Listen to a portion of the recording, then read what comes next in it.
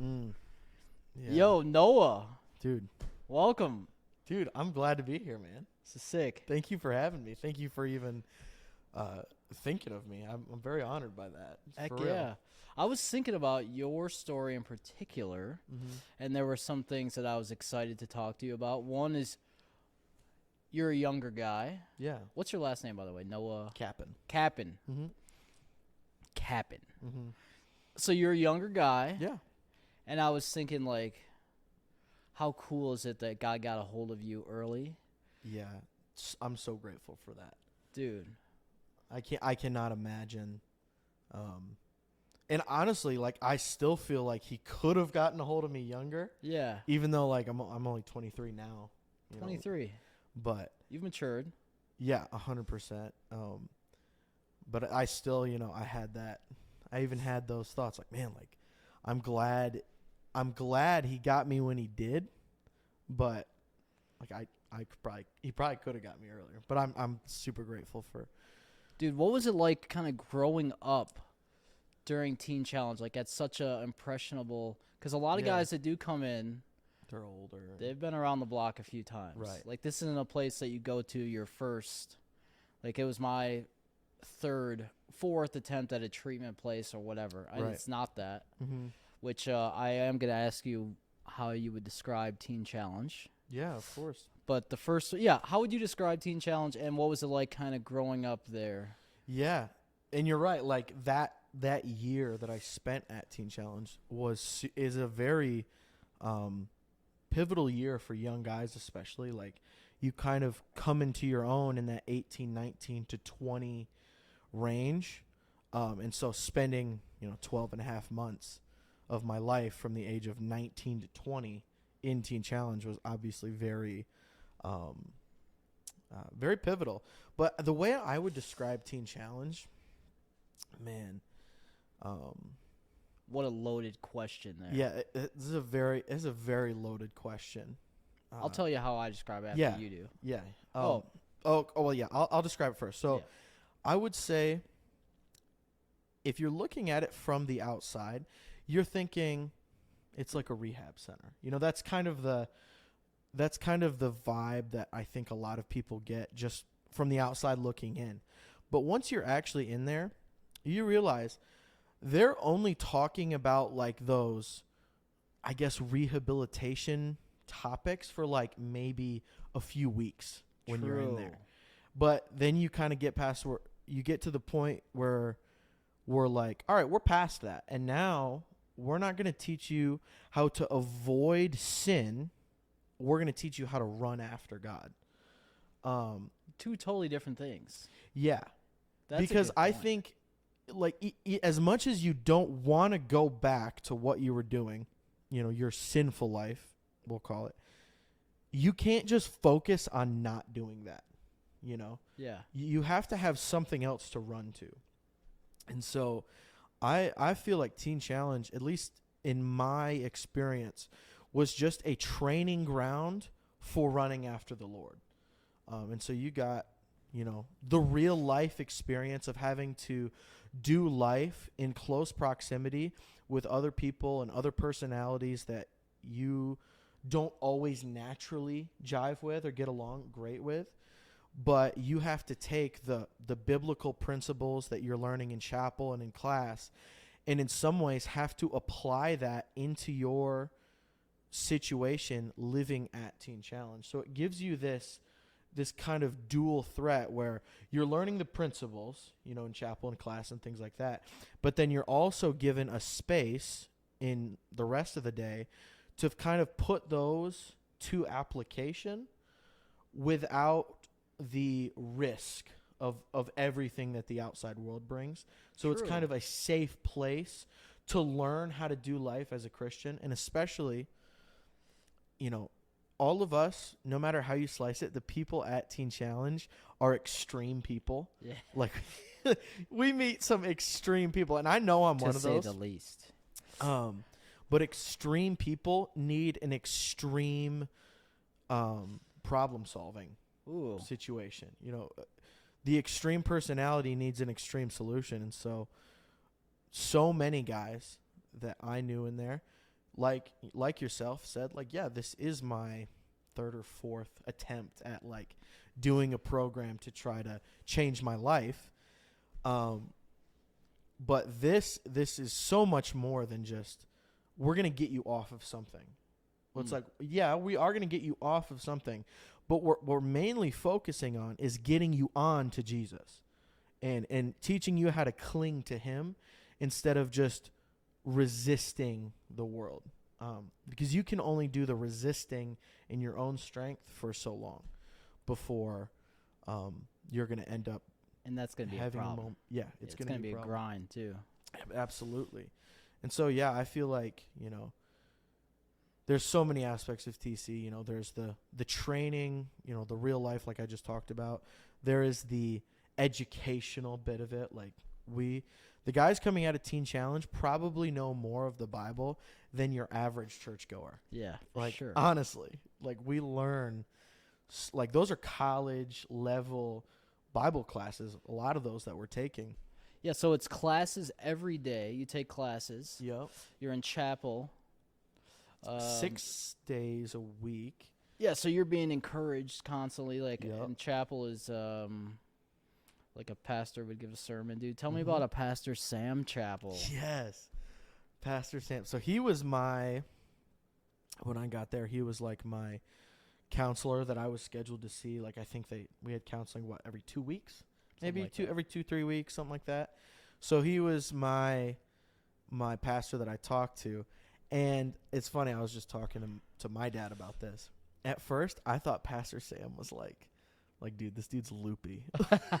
What? I did, because he was so like intense. Yeah. You What did he say in the first meeting, or like what was the first time you ever saw him? Okay, so first time I ever saw, I was not in a good place. It was like week 1. I didn't want to be there. I had convinced myself that I didn't need to be there, which was I think we all to some extent kind of have that moment. Oh, yeah. We're like, do I really need this? Like, I need something. Like, we all know we need something. But you're like, do I need Does it have to this? be this extreme? Right, yeah. So I was kind of in that phase of it. And so I was talking to Pastor Sam just about, like, I think I'm going to leave and, like, go to, like, ministry school, because I had, thought about doing that.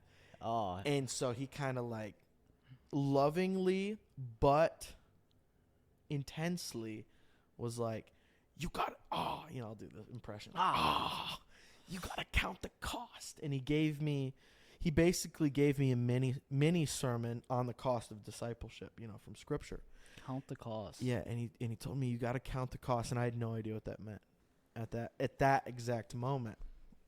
But I remember talking to Pastor Sam, and he was intense, but I could feel that he honestly cared. True. And the only reason he was being this intense was because he cared and he loved the guys that stepped into his office so much that he didn't care if it made them feel good. He knew this was a matter of life and death, because for a lot of guys that come in, it is a matter of life and death. 100%. Like, if you don't get this, if you do not latch on to what we're giving you, then if you leave without it, you might die. And we know guys that Okay. have, unfortunately. One day it clicked for me. You either get this or you don't. Like, it's not like it either works or it doesn't. Yeah. That was like a sobering. It is Oh, a very shoot. sobering moment. Kind of takes away like the training wheels. You're like, Yeah. this is the real deal, dude. And so I left that counseling session still, emotional, and still like I don't really want to be here. But there was a little something in me, just a little seed planted, where I was like, I know deep down within me that this is a good thing, and that the Lord's going to use this. Now, no, and being completely honest, in that moment, I was like, all right, he'll use this, but I'll only be here like a couple weeks, maybe. Like, I'll give it a month, and then I'll be like good. See what happens. Yeah, we'll see what happens. I don't think you really fully in your own mind are sure that you're going to finish until you're like almost halfway through. Or until, for me, that's how it Heck was. yeah, dude. I did that every other day. I was like I'll just deciding. give it a couple more days. I would lay in bed and try to think, like, how do I get out of this? Yeah. Like, how do you? And you know you're at. Without letting anybody down, too, because that's a big thing, too. It's a big deal. Like, I desperately didn't want to let my family down and leave early, but I also definitely didn't want to be there. Heck no. So I was like, all right, how do I? I'm sorry, 1 second. Did this thing beep? No, we're good. Is it going? I'll edit that up, yeah. Sorry. I just didn't want to do the whole thing. Oh, yeah. Dude, I totally get it. No worries. So you were saying that, or we're talking about. Yeah, just you don't want to let your family down. Yeah. Especially not that it's a super huge investment financially to get someone in there, but it is something. And just getting your loved one there is a huge step. Whether it was hard or not, like it is just a big step just to get someone there. And I felt that in my family, and I knew that if I left after like 3 weeks, that would be letting them down. Like, they may not have been, super critical or judgmental of me, but I knew deep down that I'd be letting them down by leaving early. What got you there in the first place? So how did this even come about? So, getting to Teen Challenge. So, I grew up. I'll just kind of give you a condensed version of my testimony. So, I grew up in a very Christian household. We went to church. Both sets of my grandparents are strong believers. My parents are spirit-filled, strong believers. And so I grew up in the presence of the Lord. But I think, as is a lot of young guys' testimony especially, you get to a point in life where you're like, I want to try the world, And I had some things happen through middle school and high school where I really fell into the trap of really caring a lot what people thought about me and being cool. And I wanted to be cool, and I wanted to be popular. And at that time, partying and drinking and smoking, that all was kind of like that, like, bad boy, like, oh, you're cool because you do that. And so getting into it initially was all to be a facade of something cool, and I didn't really You knew that going in, you're saying? Yeah. Like okay. Yeah. It wasn't that I really craved, like, I didn't really want to drink, or I didn't really want to smoke. I just wanted the clout, essentially, that came with it. Like, oh, he's only 14 or 15, but he's one of us. Yeah, he's cool, Yeah. And, oh, yeah, he can drink X amount, and he's so cool. And as I did that, I realized that it started to take a hold of me in a way that I wasn't planning on it taking a hold of me. Like, I found myself, even when nobody was around, like, I really craved a drink at 17, 18 years old. Really? Even when no one was around, like, I wanted to smoke some weed. And I was like, man, like, I wanted this to just be a social thing. Yeah. I wanted this to just be something that I could do as, like, a proof that I was cool, or that I was, of that crowd. But then it's like, man, even behind closed doors, like, I'm still kind of craving it. What are you thinking when that thought comes in? You're like, I want it, and you're by yourself. Do you know, like, this is going to end badly, or no? Well, I don't think I had that self-awareness yet. I think I was just like, oh, this is why people like it. Yeah, no wonder. No wonder. Yeah, no wonder. So, but at the same time, I was like, they seem all right. Like,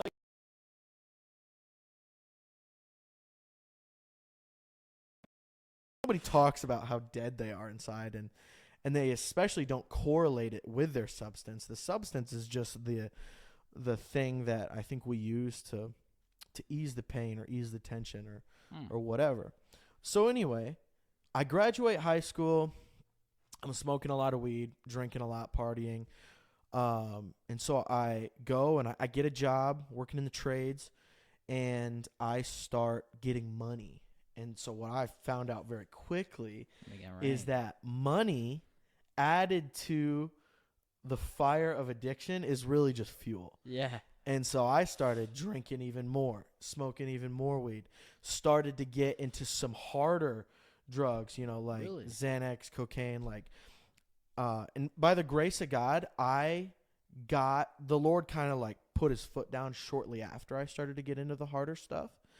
In what sense? He put his foot down. So I'll get to that. So I was living this life I was the life of the party, and I had made some friends through work where I could buy weed for cheaper, and I was like starting to like kind of distribute to my friends. Oh, and so dang. I kind of was like life The of the plug. I was the Yeah, plug. yeah, dude.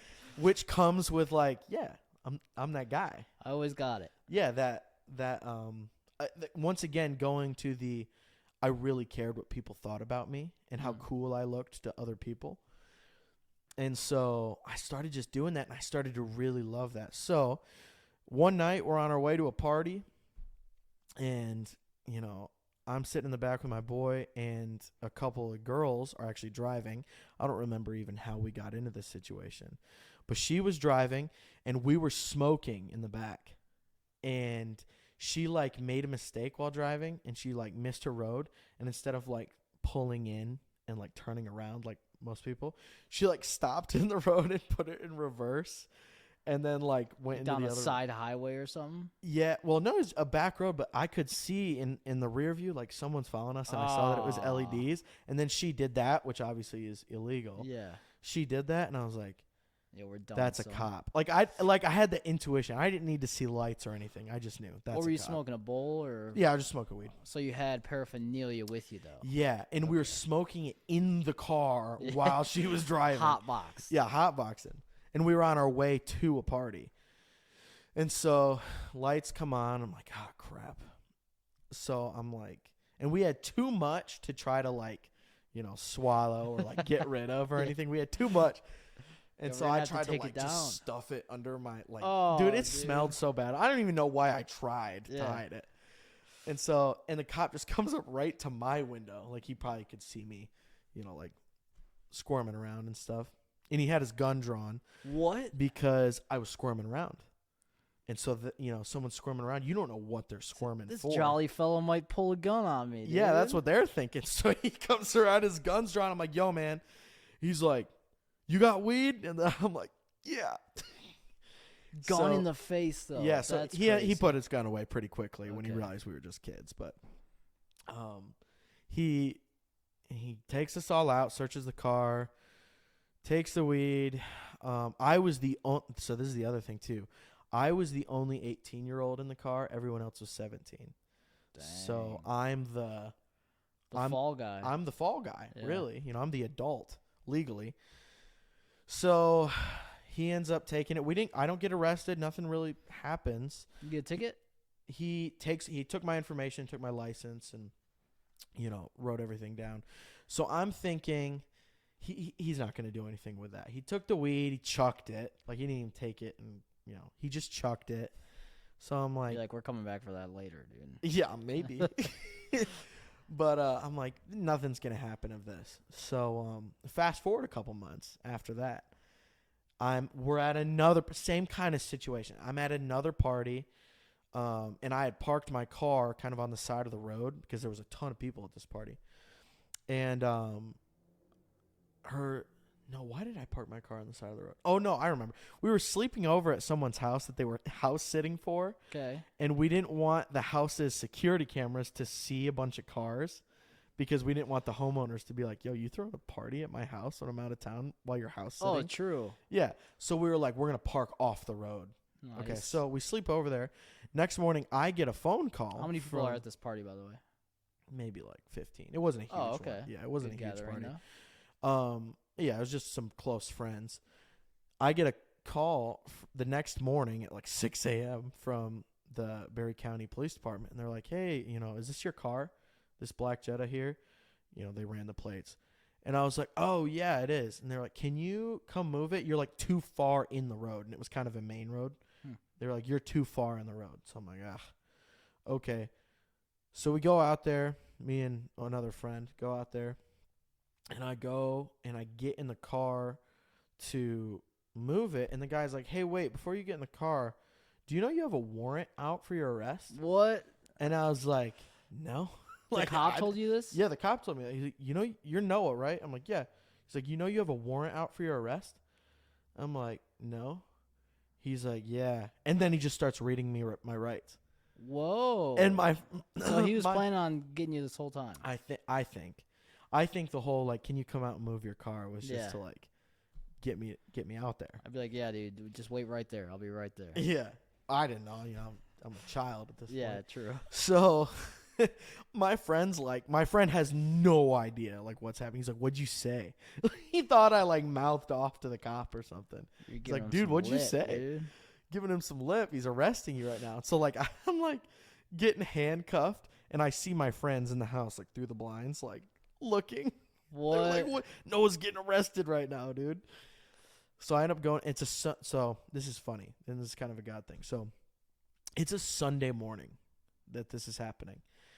My parents had been coming to this church that we're at right now. Yeah. They had been going here for about a year at this point. They had kind of just started attending. And I had promised my mom that morning that I would come to church because she was just always trying to get me to come to church, just always, every weekend. No, will you come to church with us? Fine, I'll come. And so finally this week I had said, all right, I'll come to church, but I'm going to meet you there. I'm going to go hang out with the boys tonight, which was every Friday, Saturday night. I was with the boys. So I get arrested, and I look at my friend. I'm like, get bail money. Don't tell my parents. That was his one job. Yeah. Get bail money. Don't tell my parents. I'm like, bail for this could not possibly be that much. $1,500 later, probably. No, it wasn't that much. It was like, I think it was like $400. So it's not like super convenient. Yeah. You know, it's not like I really wanted to spend. But you're going to feel it. You're going to feel it, yeah. So anyway, I end up sitting in jail, and I'm thinking, like, it'll be like a couple hours. My friend, they'll have to process me and, like, get my information and book me and stuff. But I'm like, it'll be a couple hours. Well, like, 10 hours later, Yeah. I'm like, finally, my friends come. I'm like, dude, like, where have y'all been? And I guess they're like, we couldn't find enough money for bail. Whoa, they got the money. They got the did. money together. They did get the money. So I get out, and I'm like, all right, you know, let's go. And I'm already thinking, like, my parents are going to be upset because I didn't make it to church. Yeah. But at this time, I'm still thinking they have no idea I just went to jail. Yeah. At least that's what I'm Like thinking. you pulled a fast one on them. Yeah.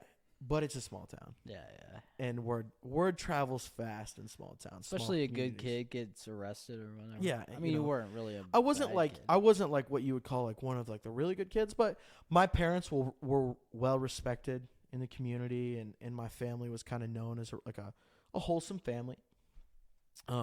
So just, you know, their son going to jail wasn't a great thing. Yeah. Not that anybody's son going to jail is a great thing. But my buddy's like, yeah, I got some bad news, though. He's like, we got the bail money from CJ's mom. And CJ's mom knows my mom really well. Oh, jeez. And so, yeah, your parents know. Dang. And then right at that moment, I turn my phone on, and I see all these texts coming in from my family, like missed calls and stuff. And the last text I see was from my dad that just said, get home. That's all it said. I'm like, oh. What was this like? The reckoning? What was the This was. let's hear it. You saw your parents. This is the moment that everything's about to change. So I get home, and I'm really good with, you know, this is a bad thing, but I'm really good at like with my words, like being able to like calm people down and kind of like honestly kind of manipulate my way out of a lot of situations, or especially back then I was. And so I was already going through the conversation in my head, like, how am I going to kind of ease this tension and just like be like, oh, I'm sorry, you know, I'm going to do better. You know, Damage control. Yeah. Well, when your mom gets a text in the middle of church, and that's the whole story, right? She's at service in this building over here in the middle of the sermon, and she gets a text from my friend's mom that says, did you know your son is in jail right now? Oh, my God. That's a rough text for a mom to get. That's rough, especially at church. She was heated? She was pretty heated, yeah. Yeah.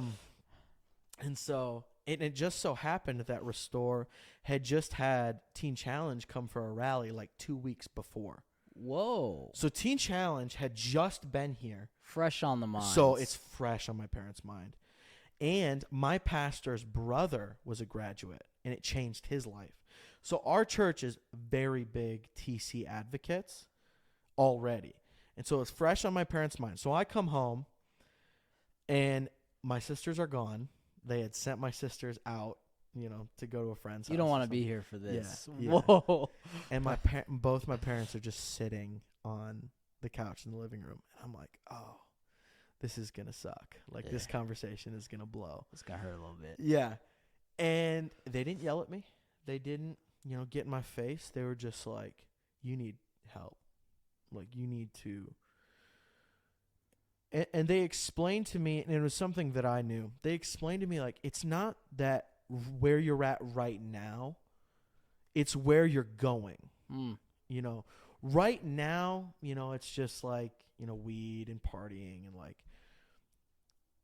but where you're headed, where this road is going is destruction. How did they know that? Like, they have someone else in the family that's dealt with similar stuff, or they could just see? Well, my dad has had his own bouts with alcohol, and some other people in our family have had similar bouts, and it's always kind of the same story. Like, it starts small, but it just, it ends up growing like a lot of things do. And so my parents just had that wisdom to say, like, we want to help you nip this in the bud before it gets to something that's going to seriously ruin and control your life. Yeah. And you're only 19 at the time. Like, I just turned 19. It's February at this point, so it's like winter. And so I had that conversation with my parents, and even in the jail cell, I was thinking, like, man, what am I doing? Like, I am 19. I graduated high school 9 months ago, and I am already sitting in a jail cell right now. Like, this is not great. Yeah. This is not a great start. Yeah. And so at the end of the conversation, my parents were like, we feel like you should go to Teen Challenge, this place called Teen Challenge. And they started telling me about it. They were like, "Yup, it's like a 1 year." There's and I the was catch like, right there. I was like, 1 year? Yeah. I'm like, there's no way 1 year. I'm like, do they have a 3-month program? Right. I think my dad told me yes, just to like soothe my mind. Like, yeah, like you can just do the 3-month program. There was no 3-month program. They just wanted to get you in the door, dude. Yeah. And so that night they had called my pastor, and they talked, and they had got me scheduled to check in like 2 days later. So it was. What was your intake call like, by the way? I'm curious about that. Because that's what I did there. I was intake director for a while. Who was intake at the time? Was it Brandon? Was Brandon intake? Oh, Brandon Hansen. Yeah. Yeah, was probably. he intake? I think that. Yeah, I'm pretty sure that was who my intake was. I honestly, it was so long ago, like, I don't really remember a lot of what that was like. I think my dad was doing most of the talking, and I was just kind of like there, just sitting there. I just remember it was like, yeah, we'll get you a list of like everything you need to pack, and you need to have like, these tests done. So you said from the moment you called 2 days later, you were scheduled. Yeah, I was in. So this whole year thing, like, you had your doubts about it, but then when does it click in your mind, like, okay, I'm doing this, I'm gonna go? Or the 3-month thing, you're like, I'll just do. Yeah, I don't think it really clicked, like, this is really happening until I was in the TC office, and I watched my parents walk out of the TC office. And all of a sudden, like, I see them walk out, I see them get in the car, and I see them drive away through the window. And I'm like, I'm really here, huh? Yeah. This is really happening, huh? Take us there when you pull into the driveway. Who's in your car? You get out. Who did you see? What did you see? It was just me and my mom and dad in the car. We pull in. We had gotten Chick-fil-A on the way there. Hallelujah. Good so choice, finally, dude. Yeah. Like, they were like, last meal. I was like, Chick-fil-A, let's go. Let's go. And so I pull in, and I saw, dude, I can tell you exactly who I saw walking around. I saw Bryce and Don. Really? And paired up as we were pulling around, and they were like walking. You know that like big lap that guys would do? Back 40. Yeah. Yeah. I saw those two guys walking. Obviously, I didn't know who they were at the time, but I'm like, all right, so I got some guys walking around. And I walked in. I can remember the smell. Yeah. Like, it just has, like, a very... I don't know what it is. TC has a very... It's not a bad smell. It's just a distinct smell. Yeah, you know when Smells you like smell TC. it. Yeah. So I walk in. Pat, Big Pat. Yeah, Banks. Pat Banks, he showered me in. And Christian Barnes was my big brother. So you got to get showered in when you come in. There's a whole procedure when you come in. Yeah, there's a whole, you got to fill out paperwork, and there's a whole, like, procedure, shower in, get assigned to big brother. Yo, let's talk about the showers. What's Yeah, the so you first walk in shower there- like with a bunch of guys? Oh, first, like, day, like, group shower day? Yeah. That's a culture shock. Dude, that was a big one for me. That's Yeah. something. Someone 'Cause- said new meat when I was in line, dude. Fresh meat. And I don't know anyone. And this it's is like why people weren't allowed to talk. In the seriously, shower. that's why you got in because of trouble the new for guys. that. It was not for the vets that people weren't allowed to talk. I was, it was because of the new terrified, guys. dude. I'm sitting there like shaking, like knowing I'm like, you want me to get naked with these dudes? Yeah, like, and everybody's just doing it, Oh, and yeah. they're not thinking about it. Then it It's became my so- favorite time of the day, dude. Once you get It's over it, though, it was so- like, yeah, because it's locker room. yeah, It just feels like a locker room. But yeah, that first one was strange. I grew up playing sports, so it wasn't like. I guess it wasn't like crazy for me. It was Yeah. definitely like not ideal, especially because like since I've been kind of a teenager adult, like I kind of liked shower time just as like listen to music. It's kind of like my decompress from the daytime. yeah. And so like even still to this day, like I'll take 30-minute showers, listen to a podcast, listen to music. Oh, okay. And it's just kind of like my time during the day just to like kind of get relaxed, unwind. Well, not at TC. It's not. It's a 4-minute It's shower. 4 minutes, and you got 7 other dudes in the shower with you. Showers off. Showers up. 2 minutes. They're Yeah, yelling yeah. at you, and it's like your whole job just get clean. Yeah. That's your whole thing. Quickly. One of the spouts is like dribbling Yeah. water. Everybody's like borderline sprinting into They the know shower the good ones to because go they know where the after. good ones are. And if you're new, you have no idea. So you just Yeah. take whatever's left. And it's like, it's like this like dribbling like little faucet. And you're like, I can't wash the shampoo out. Like, it's kind of dramatic. But it's all part of the process. I It's think. true. It was interesting too that so you shower with guys, yeah, but you also live and do everything with guys. Your whole life is spent next to somebody. Yes. It is. I mean, That builds something in you that yeah. is hard to like put a value to. Yeah, it's hard to explain to someone who True. doesn't experience it. Like literally everything you do Yeah. is with a group. Everything. Eating, even just at night when you're in the dorms, like it's quiet, and thank God for Dorm life. Like I know some of the new guys, they didn't really love it. Yeah. Once you're there for a while, you learn to cherish Dude, dorm life. best part of the And day. I did. Yeah. Like when I like was comfortable and I'm just reading books, I loved it. I'm like, everybody's shutting up for a little bit. I don't have to hear any whining. Especially when you get like to the point where you're like a dorm captain and stuff, and you're like, I'm tired of hearing. You were dorm Whining. captain. I was, yeah. What was that like? How long were you there until you got that? I was, I think like 7 or 8 months. And a dorm captain, for people that don't know, is just like the leader of the dorm. Yeah. He's a guy. He kind of just he's just kind of responsible for like making sure things get, the right guys cleaning the dorm because you're on like a cleaning rotation. Will you describe the dorm? Yeah, so the dorm, it's very bland. I mean, as far as like aesthetic, Yeah. because I think we're all used to. We have our rooms and we have like our pictures Yeah. and our, and our lighting and the lamp, and it's your room. You kind of just create this nice aesthetic, like comfortable atmosphere. Yeah, like this room. Yeah, like this room. Yeah, Got a cello back there. yeah. It's all very comfortable.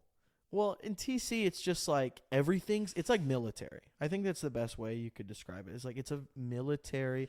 You have a shoe line under your bed, Yeah. and people will come around and they will check your shoe line to see if Yeah. it's straight. And if it's not straight, you're getting a write-up. Literally hands and knees checking. Oh, shoe yeah. lines. Like that, that meme with the guy like checking a putt? He's like way down on the ground. That's how it is.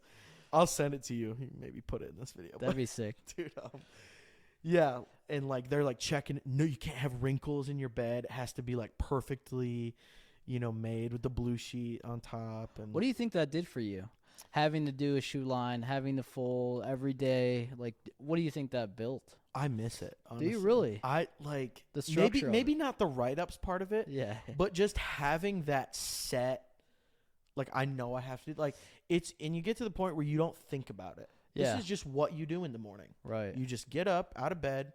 You don't lay there forever because I do that. I kind of reverted to that. Like when my alarm goes off, I like sit there for like 10 minutes. Well, you can't do that, TC. They won't let you. That was one of the first things I noticed. A big thing about myself was I was proud. I remember being proud a couple months in because lights would come on and I would sit up right away and you just get after it. Yep. And that was a big deal. You just get up, get dressed real quick, whatever you do. Everybody kind of has a slightly different morning schedule of what they do stuff, but within a 10 or 15 minute period, you knew you have to have your teeth brushed, your bed made, your shoe line good, and you got to be dressed. Well, not everybody would get dressed right away. Some people would go down in just pajamas.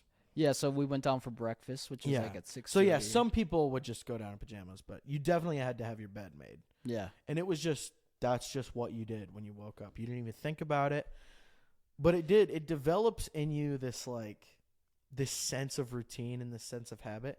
And honestly, this sense of purpose. Like, yeah. Even though it's a small thing, you're like, I'm getting something done already today. True. It is a nice accomplishment. Dude, we had this guy that would, every morning we wake up and he would say, one day closer to heaven, and he would be like sarcastically saying, and you just have 10 dudes in there like, shut it, dude. The first thing you hear is this too energized guy talking about one day and closer to heaven. There's always a couple guys in the dorm that are just mourning dudes. It's a funny mix of and I'm not that way. Same. Yeah. I'm not that way. Like when I wake up in the morning, I don't want anybody to talk to me for the first 30 minutes of the day. But at TC, there's always one, dude. He's going to be talking to you first thing, way too close to you. Like. Yeah. Yeah. When you do, I can't wait for you to do Dan Maybe. He was he was in my dorm. Yeah. He was in my dorm when I was dorm captain. He was my favorite dude to mess with. Why? Because he's not a morning person. Yeah. And so I would always like go over there, like, come on, Dad, it's time to get up. And he'd always like try to make like, the little tent or whatever. Dude, what a cool thing. And what area of life would you ever be paired with Dan Maybe in anything? No. Like we come across guys that we've lived with and got so close that I would have never run into them. Yeah. And in the outside world, you're never developing a relationship with that person. Yeah. But here you have this unique experience where I really got to know Dan quite well, and he became one of my favorite people to talk to. And, he's got such a wildly different story than mine. Oh, yeah. But we have this common bond of Teen Challenge, and, we're all aware that we're just in the same boat. We're just here, and we're trying to be better. We're trying to get closer to the Lord. Some people are just learning about God and Jesus for the first time ever. That was cool to watch. It was cool. Because you would see them get fired up over something. Yeah. And they would fire you up, too, because you're like, dude. I remember hearing my little brother give his first, devotional. Like, we did the night devotionals, right? Yeah. So, at night, right before bed, it was like 10 minutes before bedtime, we would all gather up as a dorm, and we would take turns going around the room, sharing something that was either on our heart or something we read in a book, or just you could share whatever you wanted. It just had to be, something about the Lord or something about the Bible. And I remember hearing my little brother. What's a little brother, by the way? So little brother or big brother. Big brother is the person that you kind of get linked up with right when you check into TC. And he's kind of responsible. He's really only helpful for your first maybe week or two. But a lot of the times, showing you the ropes. Yeah, he's just showing you the ropes of, okay, this is where you go for work duties. Here's kind of the schedule. Here's how we operate, in the food line. Just kind of getting you accustomed to the routine and the schedule of TC. And they're really, they're there for your first couple weeks. But because he ends up kind of, or at least most of the time, not all the time, but most of the time, he ends up being your first friend that you have in there. Yeah. And so it was like this for me. You kind of just always have that big brother, little brother connection. And so I remember my little brother, Who was Elijah. it? Okay. Yep. Hearing him for the first time share a devotion, and he did not come from a Christian background. He's coming straight off the streets, and I think maybe his grandma was a believer, but he had no context for anything about Christianity or the Bible. Younger guy too. Yeah, he's my age. He's like 19. And he shared this devotional, and it was like some fire stuff that he was just reading in the Bible. And I'm like, that is so awesome to see. Yeah. Like, that is just so good. An older guy told me one time that he said young men are God's gift to the church. Yeah. And that they like revitalize and they like bring energy to it and a fire. I thought that was kind of a cool thing. That's so good. And I think young guys need to hear that too. True. Especially when they are just getting introduced to, Jesus and living the Christian life. And they start attending church. I think a lot of young men especially are a little unsure what they should be doing or how they should where do I fit in? Where do I fit in all this? Dude. Yeah, because I'm not old enough or experienced enough to like really be a leader or anything, but I'm hungry and I want to learn more. And honestly, I think that hunger and that fire, that needs to be your lane. And you need to just be doing everything you can to express that fire, because the older generation needs to see that. And the people that are younger than you, the kids, they need to see young guys passionately on fire for the Lord. I mean, this is something that I am constantly. I'm a youth pastor now. Woo! Yeah. But that's something I am constantly trying to get my students to express more of. Like, let your fire and let your passion be expressed, because we need to see it, because that lights us up, seeing that. Yeah. What a cool thing to mention. You became a youth pastor. Yeah.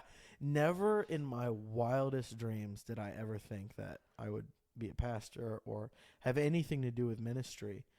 And, coming out of Teen Challenge even, I remember my last few months there, like, it seemed like once a week we'd either go to a rally, or I'd be in chapel, or we'd be in, those little like Saturday night prayer things that we would do. Yeah. And someone would come up and I feel like I have a word for you. Dang. And I remember a couple guys that gave me a word. I remember Kanan. Yeah. Gave me a word. And Kanan, if you're watching this, you were spot on, bro. Prophetic. He's like, I see you preaching to teenagers. Dang. And I did not want to be a preacher. I didn't want to be in ministry at this time. Yeah, how'd you take that? You're like, I don't think that's from God, dude. I was like, I didn't like shoot it down or anything. I was just like, oh, okay, wow. And so I'm thinking like, oh, maybe like one time I'll have an opportunity to like share at a youth group or something. Will you describe that moment? So you're in worship. You're in like this state of worship. And, by the way, worship at TC, though it may not be the most musically excellent or pleasing to listen to, it is some of the most rich, spirit-filled worship it's authentic, dude. It's genuine. It's so real. It's genuine. It is so real. And you get so accustomed to, this is what I do when I need help. I go to the altar and I bury my face at that altar, and whether I get carpet burn on my forehead or not, like I know I need the Lord. And so all these guys, and you have this camaraderie, this brotherhood that is really, really hard to replicate outside of that environment, because you're so close with one another. But anyway, we often, if we had like some encouragement for another guy, or if we just wanted to pray for another guy. And it would just happen as you're worshiping. It was so encouraged, and I love that. TC was so encouraging for like, in worship, like, yes, if you have a word for somebody, go give it to them. If you feel like you need to pray for someone, go like pray for them. And I loved that. They really encouraged that. And so in the middle of worship, I'm just, there wasn't even worship leader at this time. Is a Saturday night, like right after study hall. Yeah. And Watching some music video or something. I think like it was like one of those special nights where Josh came in with the phone. It was always a treat, dude. A good treat. It was a treat, and it's something we take for granted now. Like I can go and I can listen to any worship set I want to in the world. Yeah, we loved it at the time. But when you're in Teen Challenge, you love that. And so he came in, he plugged his phone, and he's playing like some, just some live worship from somewhere. I don't even remember what. And I'm just, spending time with the Lord. And Kanan comes up to me. He's like, hey, man, I feel like I had a vision of you, and I just have a word for you. And he told me that, and it was, I see you preaching in front of teenagers, and you're, like, really passionate. And I don't remember all that was said in it, but that was the main gist of it. And I was, like, taken back. I was like, okay. But that was the first one in a line of many words similar to that. Similar situations. Similar type situations. So I remember we went on a rally, and I was on Pastor Sam's rally team. Maybe we can get into the Bombers, dude. The Bomb Squad. I wore this jacket specifically for today. Yes. Pastor Sam is the same one. The green bomber jacket, yes. dude. And I wanted to symbolically, like, this is my way of honoring Shep too. Shep. Like, and the more, dude, I was thinking about this today. The more I the more you work towards something, the more you appreciate. Mm-hmm. The longer out of Teen Challenge, the more I appreciate what those guys did for us. Like, the people who live there and work there full time, like, that's crazy, dude. They poured into us. Can I just brag on Shep for Come a little on. bit too? The Shep. I'm gonna have. And I'll get back to this story of becoming a youth pastor and stuff. But I remember Shep was one of the main pastors there. He was teaching, preaching all the time, and I remember. It was a few months in, and I just felt like, man, I feel like Shep's always preaching the same message. He's always just talking about Calvary, the cross, Jesus.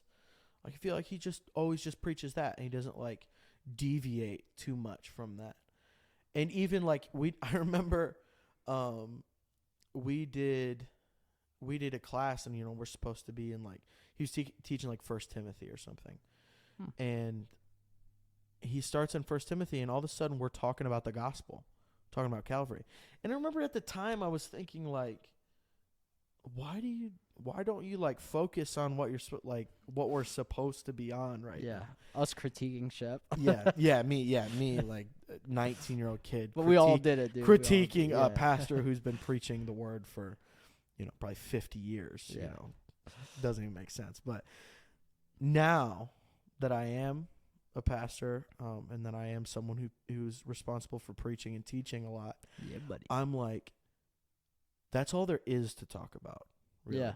That's all there is to say is the cross. Everything comes back to Jesus. Everything comes back to Calvary. And so now I didn't really get to appreciate it at the time, but now looking back on that, I'm like, thank you for being that example, Shep, where this is what this is all about. Heck yeah. And we, I love theology, and I love studying the word, from Genesis to Revelation. But that whole book it's to Jesus. It's all unto Jesus. And I think just him exemplifying week in and week out how he can get up there and preach the cross and preach the gospel week after week with the same fire, with the same intensity, and with the same love in his eyes, is like, that is the heart of a shepherd. Yeah. Because Jesus is he's the only thing that's going to change you for the long run. Like TC, it can give you some good guidelines, can give you some good life, application stuff, and it helps you get you into routine and gets you off the streets for a while. But if you don't get Jesus while you're at TC, you're just going to go back. Yeah, you have to get him there. And so Shep understood that. And so every time Shep had the opportunity to take a pulpit, it was Jesus. It was Calvary. It was the cross, death, burial, and resurrection. That was his topic. And now looking back on it, I'm like, thank God. Thank God that was his topic. And what a valuable thing, dude. Yeah. I found out that other places don't necessarily do that. Yeah. And I didn't know that at the time.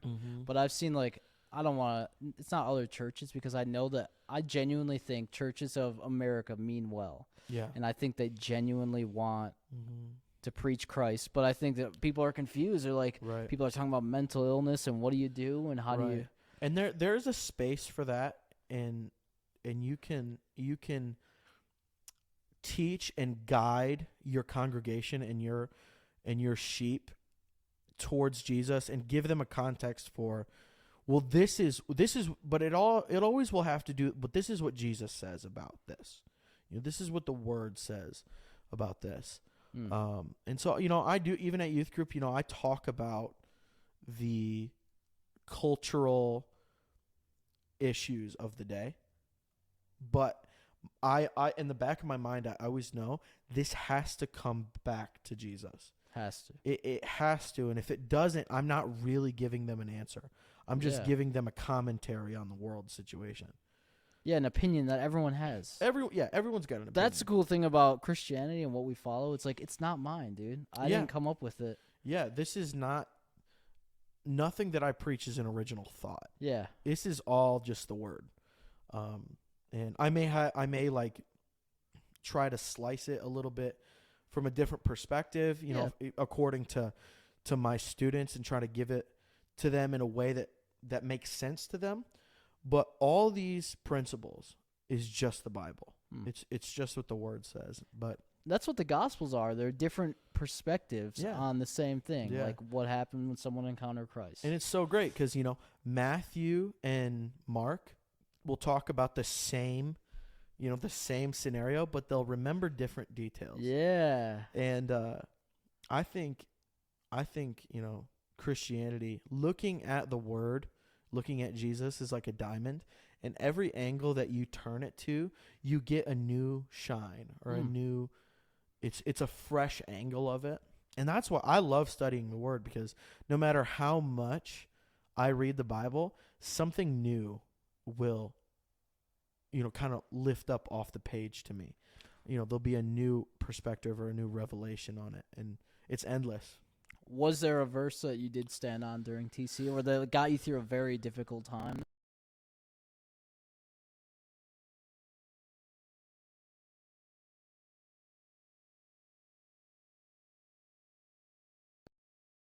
About me, and my whole life was centered around appeasing people and trying to look a certain way or come across a certain way to other people. And so very early on, I can't remember who preached the sermon, but they had referenced Galatians 1:10, and I had memorized it. At TC, I had memorized it in the NLT, but essentially it says, "For I am not a servant of man, but of Christ.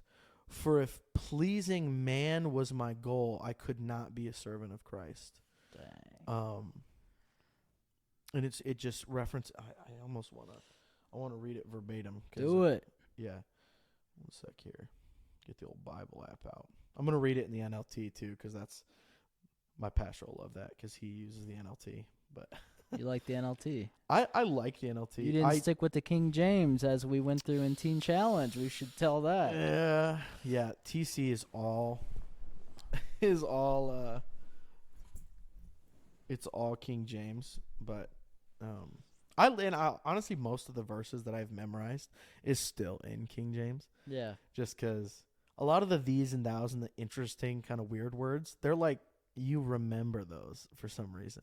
But anyway, Galatians 1:10 is, obviously I'm not trying to win the approval of people, but of God. If pleasing people were my goal, I would not be Christ's servant. And I remember I devoted that to memory in TC, and every time I would think of wanting to leave and wanting to go out and just get back into the world, I would think, I'm like, but I'm not doing this for people. And now that I have this new perspective and this new revelation about what life truly is, I understand that what I'm doing is for the Lord. And one of the things they say a lot in TC is our God, he's a God of completion. And so if he starts a work in you, his desire is to see it through until the end. Yeah, buddy. Now, just being honest with TC, I don't necessarily think if you leave TC early that you're necessarily leaving the will of God. I think that's a pretty broad brushstroke.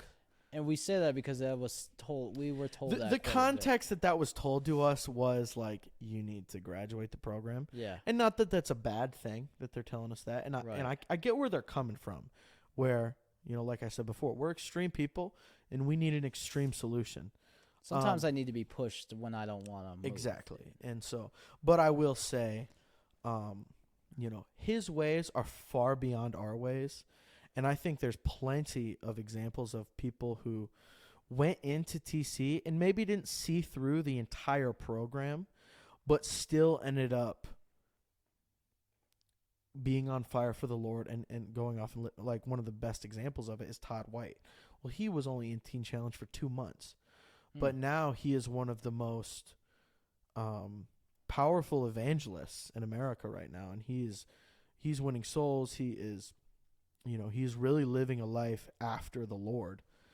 But yeah, I would like to find other people from different teen challenges and talk to them about their experiences. Yeah. I think that'd be cool. Our teen challenge, Western Michigan teen challenge, is a very, it's like top 3, right? In the country as far as like, for the people that graduate, I think it's like 7 years or whatever after graduation.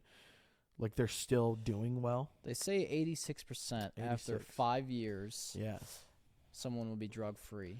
And that's great. That is a great percentage. I would say what I've seen out of all the guys, maybe they're not drug-free, but without a doubt, Teen Challenge and this encounter with Christ was the biggest and best thing that ever happened to them. And now they have hope. Even like a lot of our friends maybe have gone through some rough You may be stuff. in the pit, but you know the way out. Yes, and that's different than what we ever had before. And that's something that I can't put a price on either. Absolutely. But yeah. Hey, what was the line like? You mentioned the lunch line. And I'll tell you a funny story. One time I was in the lunch line and there was chocolate milk and coffee. Yeah. And I put some of the chocolate milk in my coffee cup, for a creamer.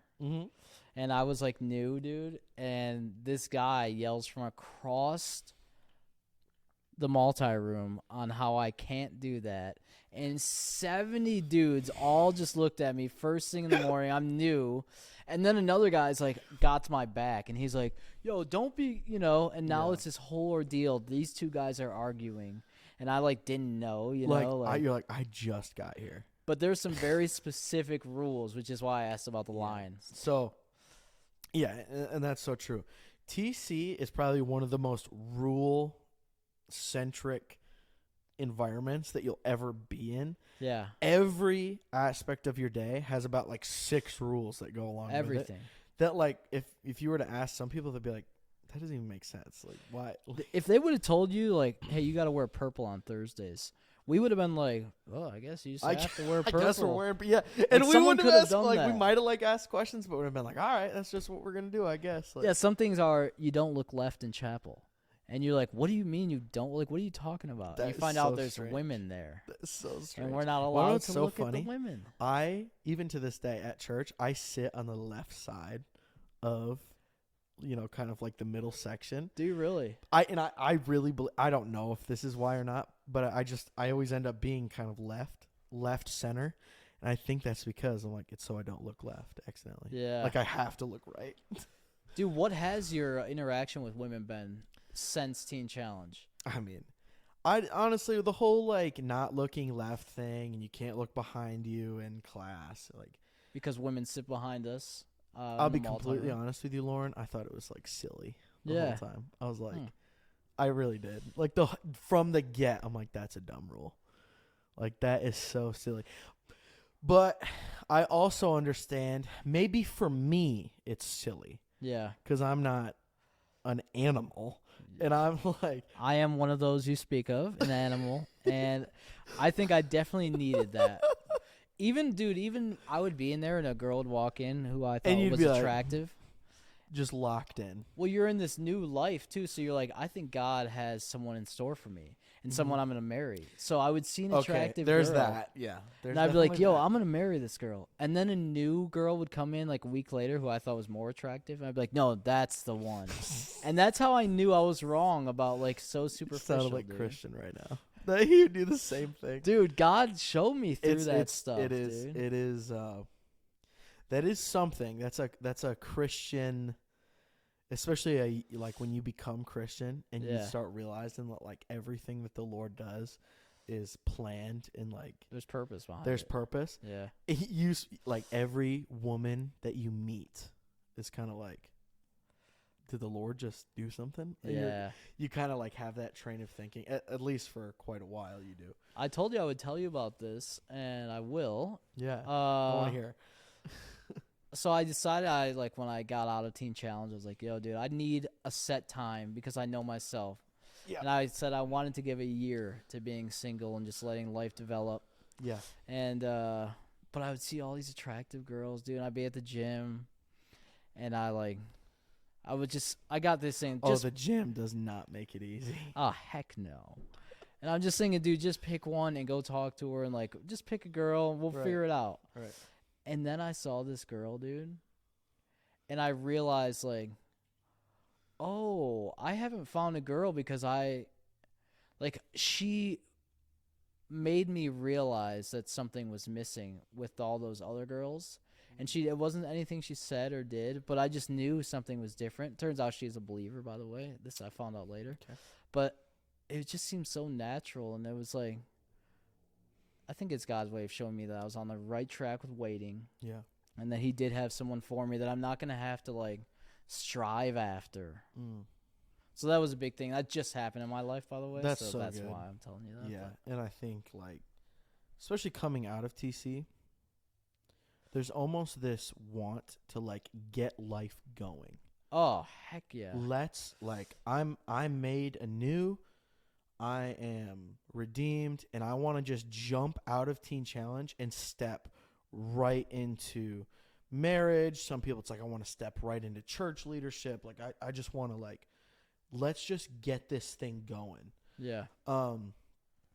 But Dude, something that's altruism. wisdom that I think that at least they told me in my exit interview, and I think it was Pastor Bill that told me this, was like, don't jump into anything like super serious, like, you know, church leadership or, you know, like a dating life or anything like that for like 6 months. And he told me 6 months. And I was kind of like, you know, like, why? But I understand now, like, you have to get out, and you may think you have it all together because TC is such a stable environment. Yeah, that's Teen Challenge. That's stable. Yeah, the being there, like, it's everything safety netted. Yeah. Because you have accountability to your left, right, center, behind you, in front of you. Like, there's accountability for everything that you do. And so you start to think that I'm going to act this way because I'm, you know, unconsciously aware of all the accountability that's around me. And so you're like, I'm going to act this way everywhere for the rest of my life. What a rude awakening. Rude awakening. Oh, you dude. get out. I'm just straight up honest. You get out, and the first time you have an iPhone in your hands, alone with no accountability around you. Yeah. First thought, it's like, look at porn right now. Right. Look at, like, the enemy's like, look at it right now. No one's gonna catch you. Yeah. How'd And that structure work out for you there? Huh? Yeah. How's the structure doing now? Yeah. And I remember I went through that, and I was like, what the heck? Yeah. Like, it was that quick. It was like night number 2 of being out. In there, we feel so strong. And Yeah. you're like, and dude, I remember even thinking of other people. Feel invincible. Invincible. Spiritually speaking. I remember watching this. We went to see Hillsong in concert. Yeah. And it was like such a cool thing, dude. They were preaching the name of Christ. It was awesome. Yeah. What a cool moment. And The that's United for another concert, story. right? So cool. Dude, I was like a month away from being seniority enough to go to that. I was bummed. We had a great time, but I remember there being this conversation like, dude, they're serving beer here. And we were like, a couple of guys were very like, I don't think that's right. They shouldn't be doing that. Yeah. And then you realize once you're out, like, dude, it's not so easy as, like, if that's right or, like, we're naive in there. That's what I knew. Yeah. Very naive. That's a great way to put it. And you don't understand, I think, coming out that not everybody is directly in the same. They may be Christians, but not everybody believes exactly the same as TC believes. True. As far as doctrine goes, and that's something I wasn't ready for initially coming out. And I remember talking to people. You think everyone's got the same views. You think everybody has the same exact opinion on everything. And turns out there's different ways to interpret Scripture. Psych. Yeah. And you're like, oh, like I don't know everything. Yeah. Because that's what I think that's one of the things that like TC kind of makes you feel. And I don't think they mean to do this, but it's just a natural, like you come out of there, over the course of that year, you've memorized over 120 scriptures. Yeah. You've probably read through the Bible like twice, because there's not that much to do in there. Because every day there's study hall for 2 hours. And you've heard, probably 300 sermons, a few hundred class sessions. You've read so many books, and you have like all this like knowledge that you've acquired over the last like year just on the Bible and on Christianity in general. And you come out and you think that you're like, yeah, I have this thing pretty figured out as far as like doctrine and theology and all that. And then you realize like, nope, there's people that do know way more than I do. Yeah. And B, differ on what I believe or what I've been taught. And they got the ammunition to talk to you or like to make you like, oh shoot. Like I'm wrong. I don't have a comeback for everything. And I think like the friend group that I got invested in here right away, like just naturally like made friends with, they're all like, two of them were pastors here. One of them was the teaching pastor, and one of them was the worship pastor. And I ended up moving in with the worship pastor and his wife, and we had another room. God carved out just a perfect situation. He did, for you. and I'll get into that a little later. How much I think getting plugged into a church family is crucial to coming out. Yeah. But I remember, we'd start talking about stuff, and they had different opinions, and I'd be like, man, I never thought about it that way. Yeah. I just thought about it the way that it was presented to me, which is, good in some ways. We just kind of take, P-Max or Pastor Sam or Pastor Dave or whoever's word for it. Right. Do you guys speak in tongues here? Or? Yeah. So, here we do. What was that like at Teen Challenge? Oh, yeah. Dude? So, Teen Challenge is... Had you been around tongues before ever? Yeah. So, I grew up... It wasn't... Or maybe not tongues, it but... It wasn't that I didn't believe in the gifts of the Holy Spirit. Or and I knew my mom and both my parents, they had prayer languages. And, so I'd hear them. Now, Teen Challenge is very Pentecostal. Very Pentecostal. And so even Pastor Sam say, I'm going to take a victory lap. I'm like, what is that? Yeah. Yeah, he would get fired up and start running around the chapel. Screaming, dude. Victory lap, Yo, did you ever get slain in the spirit? Yep. What was that like? And how? That was so interesting. I remember it was a Sunday night. It was a Sunday night chapel. And it was when we had kind of a semi-full worship team kind of at this time. So it was, I want to say Brandon Hansen on drums. He was a beast on the drums, dude. And, why can I not remember his name right now? Played guitar, big dude. Matt Measley? Matt, yeah. He was my big brother. That was my big brother. Was he really? Yeah. Yes. So, yeah. I can't wait to Matt talk was to him. playing guitar. Josh maybe was playing bass at the time.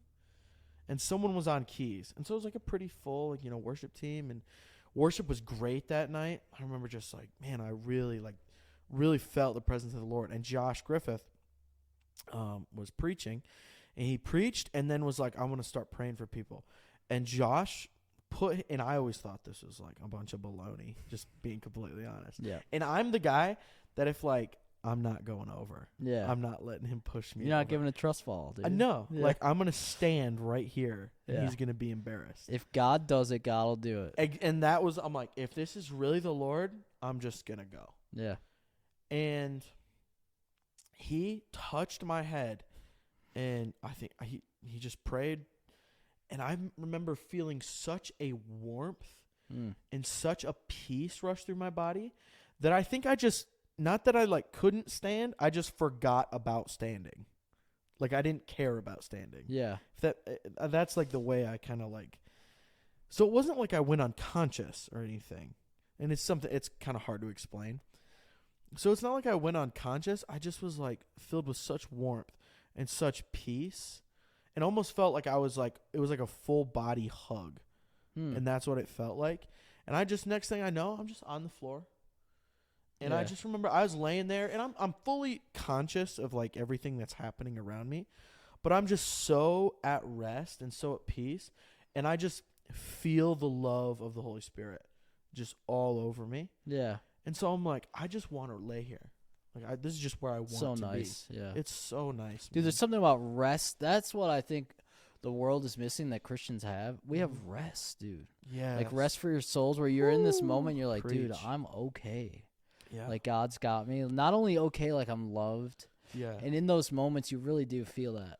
Yeah. When they say the Holy Spirit, by the way, excuse me, is a teacher, he's like taught me so many steps along the way, but especially when it came to like being slain in the Spirit, that was a big one for me too. Because I'm all about genuine, dude. I'm not gonna scratch your back, dude. 100%. You know, Totally agree. so I had the same thing too. I'm not falling over for someone. I'm not gonna give you this just so it'll look more spiritual. But in my prayer as it was happening, it was this. It was a surrender to whatever happens. Mm-hmm. It wasn't I'm being pushed over. It was a surrendered heart. Yeah. And that, when I ended up on the ground, I think I even felt myself going. Yeah. But I knew, like, that warmth you're talking about, it came and it brings revelation, dude. Yeah. And it brought revelation to me in that moment. So good. That it's about the surrendered heart. Yeah. And it's not about, like, being pushed over. Some have, like, right. It's about the state of your worship. You stop focusing on the outside perspective of it all, and you start realizing like, it's just me and Jesus right now. Yeah. And that's all that matters. And you stop kind of really caring what it looks like Yeah, to true. someone else. Yo, so that was probably a big thing for you, caring about other people, like those struggles you're saying you had. Because I want to be in control. Right. I want to be, aware of everything. And I think something that the Lord taught me and is now something that I actively seek after in my worship is I want to abandon myself.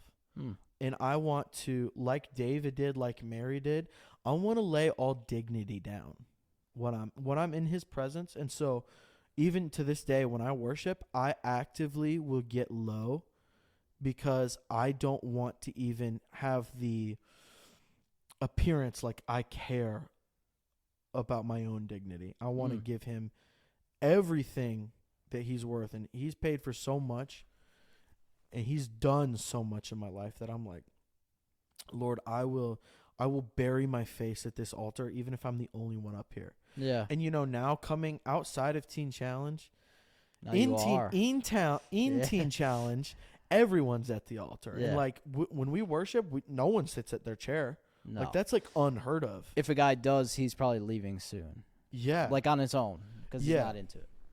Right. But everyone goes up front to worship. And then I came to like a normal, but I came to church here, and I'm like the only one up front. Yeah. And maybe a few others will join me every once in a while. But I'm like the only one up here. Yeah. And I'm like, well, this is kind of different. And so it was like almost I almost wanted to like revert back to just like, oh, I'll just stay at my chair. And I did for a few weeks, and then the Lord really started convicting me on You it. better get up there.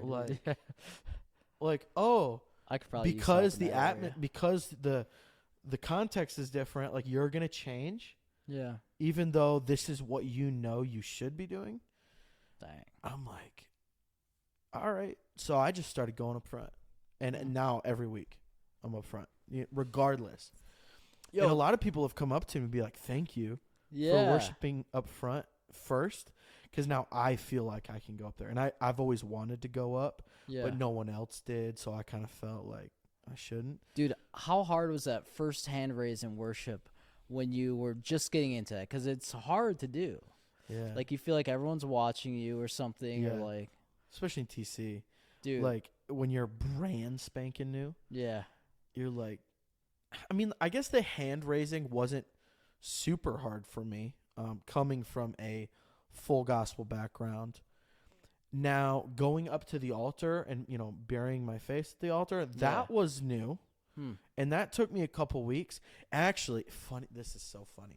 So I was one of the guys, I would be worshiping, but I would just stay at my chair. Yeah. A lot of times. And it was a PMAC service. It was a Pastor McLean service. He was the director. Who is the founder and director of the Western Michigan Teen Challenge. The longest standing teen challenge, by the way. Yeah. That's, praise God, man. That's so amazing. But, it's cool that we were a part of that one. It is cool. And especially now, with a new director, it's like, man, I was there. I was there in like PMAC's like golden years, like those later years of his ministry. And I'm sure he's still going to be ministering, right? But it just might not be as frequent, But he was like, and I actually, the way I kind of lead a service, at youth, I very much imitate Pastor McLean. Really? In the way that he's not afraid to just lead the room, Like, so if he sees someone, come up here, let me pray for you, or get on the altar. And at first I'm like, this seems a little controlling. Yeah. This seems a little, why are you telling me how to worship? But now, again, similar to the Pastor Sam situation, I'm like, no, it's because you loved me. Yeah. It's because you knew this is where I needed to be. Yeah. And so I maybe not exactly like PMAC does, but I even use that and think about that a lot, even when I'm leading. But yeah, that was the first time I ever went to the altars, because PMAC literally told me to come up. He was like, and get to the altar. God probably put it on his heart He too, did. or something about him. Yep. Dude, Pastor McLean, that man walks in the Spirit. He showed me something, and it wasn't by anything he said. It was what he did. And I worked there for 3 years. I went through the program a year long, and I worked there for 2 years. And you bump into him here and there, and you wonder, there's always this thing, dude, does this guy even know who I am? Yeah. He would shake your hand. He'd be super, loving, preach. Yeah. But you just don't, with him, the guys, we didn't have that close of a connection. Yeah. And I wondered if he even knew who I was. And after I left, worked, I'd fallen, dude. I got back into straight up heroin again. Yeah. And I decided to go back for a restoration. And in chapel one time, it was probably the first Friday chapel back, and I'm salty, dude. Yeah. So humbled. You're back in this thing, dude. I was intake director, and now I'm back as a student, shirt tucked in, dude. I'm trying to be. Your pride tells you this. It hurts, dude. It stings, and I was salty. And during chapel, we had worship, we had a sermon, and he sits down on the stage, and he points to me. He's like, come here. And he literally brought me next to him. He sits me down on the stage, and he was like, you're going to be all right. And, in front of everyone, dude. That's so good. That was crazy. I bet that was a powerful moment. It still is. Man, that's so good. And I just think, how many souls has that man directly impacted? Yeah. And it's Teen Challenge is not a glamorous ministry. Heck no. It's not. It is a down in the dirt, gritty ministry. It's not one. They're not getting awards, dude. They're not the ones. Yeah, no, they're not the ones, with, 2,500 people coming to hear him preach. Right. But the amount of souls that he has directly impacted is incredible. It is incredible. I'm so grateful for his ministry, and for one of the things that I love about Pastor McLean that he preached on the most when I was there is the return of Jesus. And it's something that I think we don't talk about in churches enough. Dude. Like, whether you believe in a pre-tribulation, post-tribulation rapture, or if you're amillennial or premillennial, whatever you are, whatever your end times view is, Jesus is coming back. And no one talks about that. Yeah. We don't talk about it near enough. I got some theories on this. And he was not afraid to talk about it. You Yeah. know? He was not afraid, and he was not afraid to talk about Jesus wants you now. He doesn't want you to, have some time, live your life, and then like later in life you'll come. Well, you got to be back to cleaned Jesus. up before you meet him. No, dude. he's like, no, Jesus wants you now. He wants you as you are. Yeah. And I heard that message given. Dude, we need to hear that, son. We heard that message given in so many variations. And I just appreciate that, man. And he gave it where it was a sobering realization, but it was a hopeful one. In that you saw the excitement in his eyes, when he would talk about it, and same 55 thing with years in, dude. Yeah, think about that. That's what I want to be. I don't want to be the old guy that looks at the younger generation of believers who are now jumping around in worship, excited.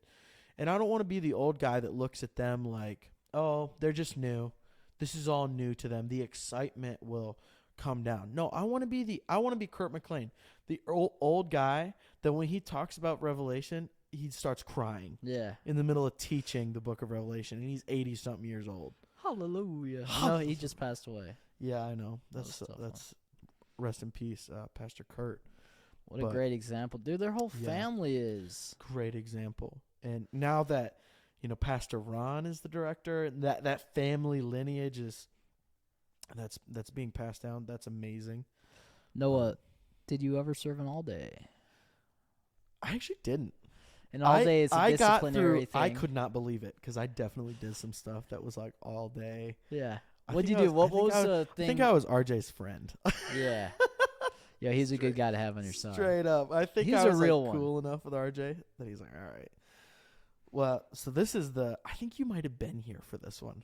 This is the most direct disobedience that I did at TC. Yeah. So RJ had taken me with him on, it wasn't a school rally, but somehow I went out on RJ's rally team. I don't remember how. Was it a place you played with the? Yeah, so I sang. It was the only time I sang. Oh my god! That's funny. So rallies, you would go out and share your testimony. Yep, generally. But sometimes they would have a team. Yeah, that sometimes sings. it's also sometimes a singing team. So I think I was like an alternate or something for one of his rally team guys, and so I went with him, and on Pastor Sam's team, and like Pastor Sam, if you're listening to this, I'm so sorry. I really hope this doesn't go on now, but it definitely was going on when I was there. Is we played this game. Oh no! Because we got so used to giving our testimony, we played this game where we're like, we're gonna try to slip words, like buzzwords, into our testimony, like really discreetly. Yeah. And so like meow or something. We pick a word of the week. They're like, all right, you got to get the word cheese into your testimony or something, or you got to get the word, I don't even know, the word blue into your, yeah. And we generally pick fairly easy words. They usually weren't that hard. And I was pretty good about like making them flow well so that it didn't sound out of nowhere. And Brandon Fonger, because I was telling him about this on the way to, and RJ was like, that's terrible. That's terrible.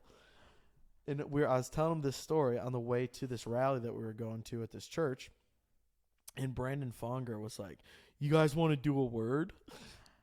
And RJ's like, "No, we're not doing a word." And then Brandon Fonger says, "What about the word silverbacking?" Oh my gosh. Or So what'd you say, dude? Silverback. Because remember he'd said that all the time. Silverback. Do you remember little Brandon? Like being a silverback gorilla, like Yeah. a beast, like yeah, he's a alpha beast. male. Yeah, okay. silverback. So he's like, "You can't get the word silverback in there." I'm like, "I bet I can." You did And it? RJ said, "Noah, do not try to use the word like he said it so straight up, like, do not do this." Yeah. And I was like, "I'm doing this." You did it? Yeah. Yeah. I put the word silverback in my testimony. In what context? And I talked about my time playing football in high school. I was silverback gorilla. Dude. Yeah, dude. And it was so smooth. Yeah. And I can see RJ out of the corner of my eye while I'm telling this. Like, you stupid. You're so stupid. But he didn't discipline you? So after that, we were like in the foyer with the church, like eating food or something. He was like, "You're doing an all day for that, you know?" And I was like, "All right, I'll take it." Now that you're eating it, I was super like, I was a senior student at that point. I was like almost done. So I'm like, all right, oh whatever, I'll do one. Yeah. You know, what's one? He's like, "You're doing it all day." But then he never actually made me do it. Really? Yeah. He just let it hang over your head, thinking Yeah, you were about I to think, get and I think that was my punishment. Like, he told me he was gonna have me do it all day, Yeah. and so that whole week, I was like just expecting, because it's a Sunday, you know. So that whole next week, I'm just expecting to be on the no visit all day no. list, and I think it was a non-visit week anyway, so it wasn't even like a super difficult. But then he never made me do it. That's awesome. But Yo, what about holidays? Did you spend any holidays there? And if so, yeah, what was that like? So the two major ones, obviously, that I spent there were Thanksgiving and Christmas. And You spent them both there. well, my 5-day actually perfectly aligned where I went home for Christmas. Same. So that was Yeah. nice. Yeah. Being him. And I think I might have pushed it out a little bit. I think I was closer to 11 months by the time I took my 5-day, but I wanted to put it over. Because you get breaks along in the program. After you're there 4 months, you get a 24-hour pass where you go out, or 8-hour pass, they call it. 8 hour, yep, 8 hour. And then 6 months, you get another one. 8 months, you go home for 3 days. Ooh, that 3 days is something special. Yeah. What was that like? It's well, because you know both the 8 hours for the 4 months and the 6 months are chaperoned. So like you get to go out for the day and spend some time with the staff members. With the fam, but yeah, you still got staff member with you. You got Rupert with you. Dude. So it's not like you're super disconnected from TC. There's always this reminder. Yeah, he's just sitting there like eating whatever, like some bearded gentleman with a face tattoo. My two chaperones for not all days. My two chaperones for my 8 hour was, the first one was Don Whitney. Oh, that's a good one. Yeah. So he was cool. And then my second one was Josh Pushka. Pushka, whatever. But yeah, they were both, pretty cool. But that first 3 day, you don't have any chaperones. You get to spend 3 nights away from TC. Oh, there's something special about that. Like, I remember my mom picked me up, and like I stepped in the car and we drove away. I'm like, there's no remnants of TC right now. That's different. It is nice. Yeah, because you're in such a schedule. And it goes fast. Blink of an eye. Those 3 days are quick. Yo. Hey, was there anyone that you saw that you were like, listen, I know we all come from extreme pasts, but this guy seems to be the most extreme. Like, as far as maybe his past, or a guy that you never knew, like Dan, you never knew you'd rub shoulders with him. Yeah. Dan. Yeah. Is because Dan had done a few stints in prison, right? Long times. Yeah. Yeah, and he had quite a rap sheet behind him. Yeah, there were guys too that you knew. It was like, I don't know your history, but I know you've been through stuff. Like you could Mhm. just, like they wear it, you know, Yeah. like you can't not Yeah. wear it almost. I remember, man. I remember there was this one guy, and he came in very shortly after I did, and he was detoxing from Ooh. alcohol and I think heroin, like really severely, Yeah. to the point where you can smell it. He was in my dorm, like Oh, you yeah. can smell that detox. Sickness in the air, dude. Yeah, and it's hard to explain that to people. Like I've tried to explain it to my friends here now, and I'm like, it is a disgusting like. Withdrawal is the worst thing I know Oh. in life. I can't imagine. I don't know any worse feeling, Yeah. and I wouldn't wish it on anyone. No, and like, thank the Lord, I don't know what it's like to withdraw from like heroin or anything like super hard like that.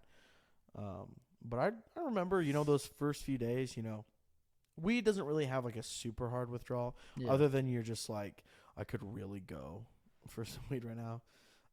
And I wasn't drinking heavily enough to really have that like blood level dependency on it. But not having anything, you're just like, man, like Yeah. you feel like uneasy. Almost, Yeah. like this unease. But anyway, this guy, he had come in. I'm like smelling him detox, and the next day during work duties, he's like not even in his right mind yet. Yeah.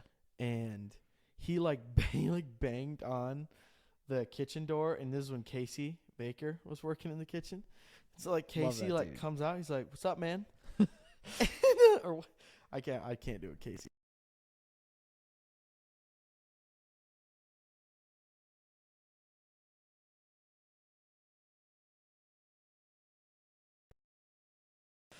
He's like, Yeah, he accused him of. He was like, "I know you're selling that in here.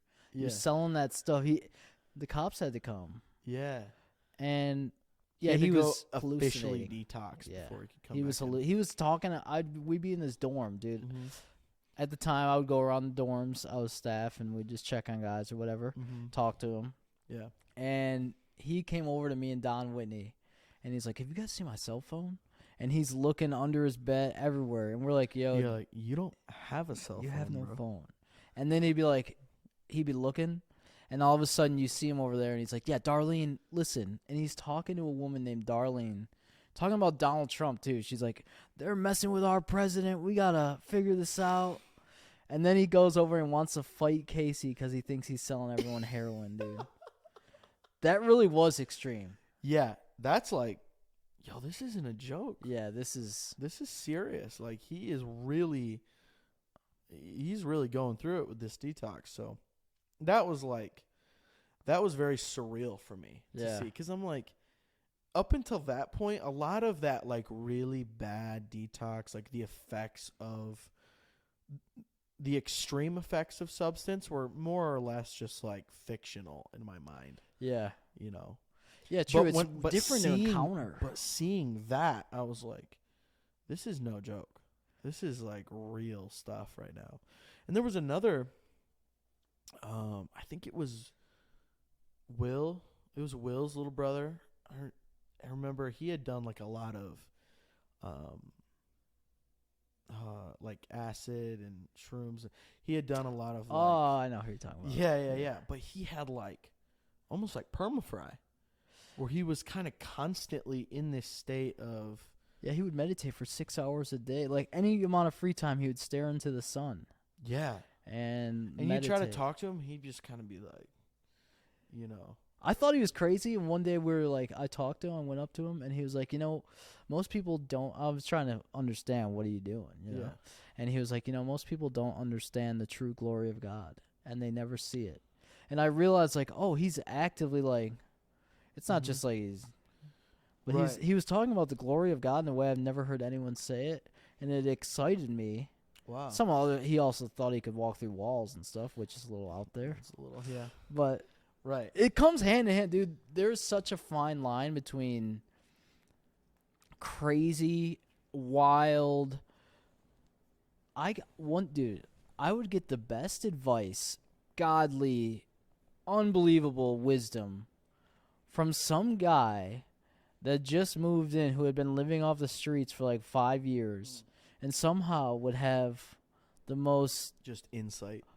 insane insight, this nugget Yeah. that was like so valuable. Dude, God, that was a big lesson I learned in Teen Challenge, was to separate a person from what they would say, kind of. Like, you kind of... The truth of what they're saying. Yeah. Yeah. That I think that's a good lesson for Christians in general to learn. Especially, like, you got to understand, our pastors, they're human beings. Yeah. They're flawed people. And I time and time again, I hear about people who they'll leave a church because they learned that their pastor believes this or has at one time done this. And it's like, you're like shocked that your pastor's a human and has like fallen short sometimes. If you knew my one-time things, dude, you wouldn't be sitting talking to me right now. And so I think there's so much value in that, Lauren. You have to learn how to take the meat and spit out the bones. Yeah. And be able to differentiate like biblical truth from the broken vessel that's coming in. And no matter that's how a big part of it. No matter how saved you are, no matter how sanctified you are imperfect. Right. And we mess up, and you know, 1 John says, if you don't think that you mess up, then you're lying to yourself. Yeah. And Yeah, because we've all fallen short of the glory of God. Yo, I think it's like learning dance from a paraplegic. That's what ministry to me is learning how to dance, be a ballerina from someone in a wheelchair. Yeah. Because you have to know, like, you have to assume that what that person is telling you is true. This is truth. Yep. Even though it doesn't, like, you never dance, dude. Even though they're not perfectly able to in every aspect of their life exemplify what they're talking about a lot of the times. Yeah, no one could. No one can. Only one has, Jesus. He's the only one that has perfectly lived out what he's preached. Yeah. And that's true.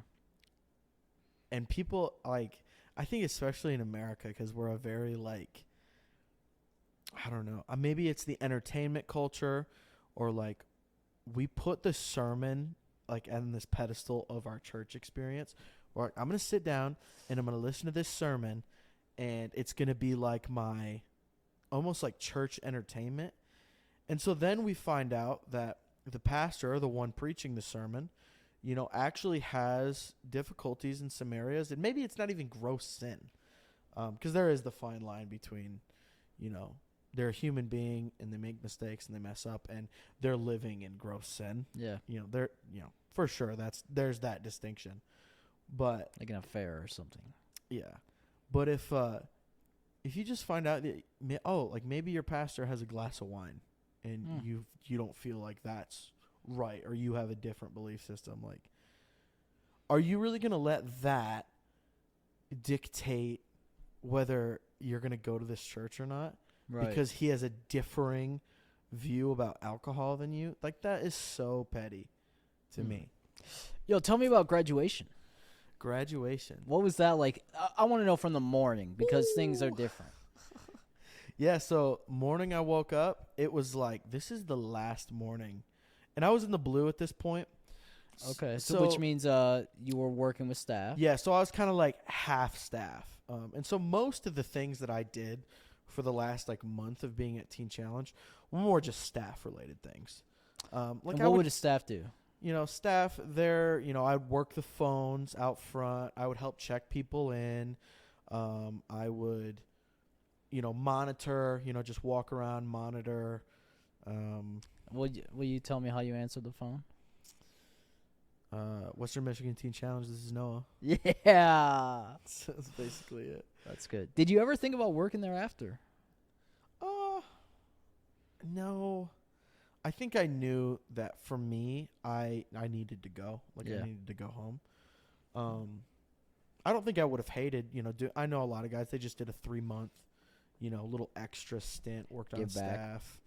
And I think for a lot of guys, it's a really good easing back into the world. So you still have that cover of Teen Challenge, but you have a little more freedom where, you know, on your day off, you can, you know, go somewhere. Go to the park or Go whatever. to the park, yeah, whatever. I was Go always the going to the mall. library and Yeah. So you have a little more. You can go, and kind of like interact with the world a little bit more, but you still are coming back to that safety net of Teen Challenge. But anyway, graduation. I woke up. I was like, man, this is like the last day I'm going to spend here. And so I really just spent most of the day like packing up, just trying to make sure. And that's the other thing too. You don't realize how much more stuff you accumulate dude. while being in there. Because, you come in and you have like your 2 one bags. suitcase and your backpack and maybe another thing. Right. But it's not like a ton of stuff. Then you're like packing out and you're like, I have like way too much stuff. So I ended up giving a bunch of stuff away. Like I was giving clothes away left and right and giving books away and CDs because I'm like, I'm never going to. Oh, yeah, because we had CD players. You couldn't have a phone. Couldn't have or MP3 player or anything. Anything with a radio.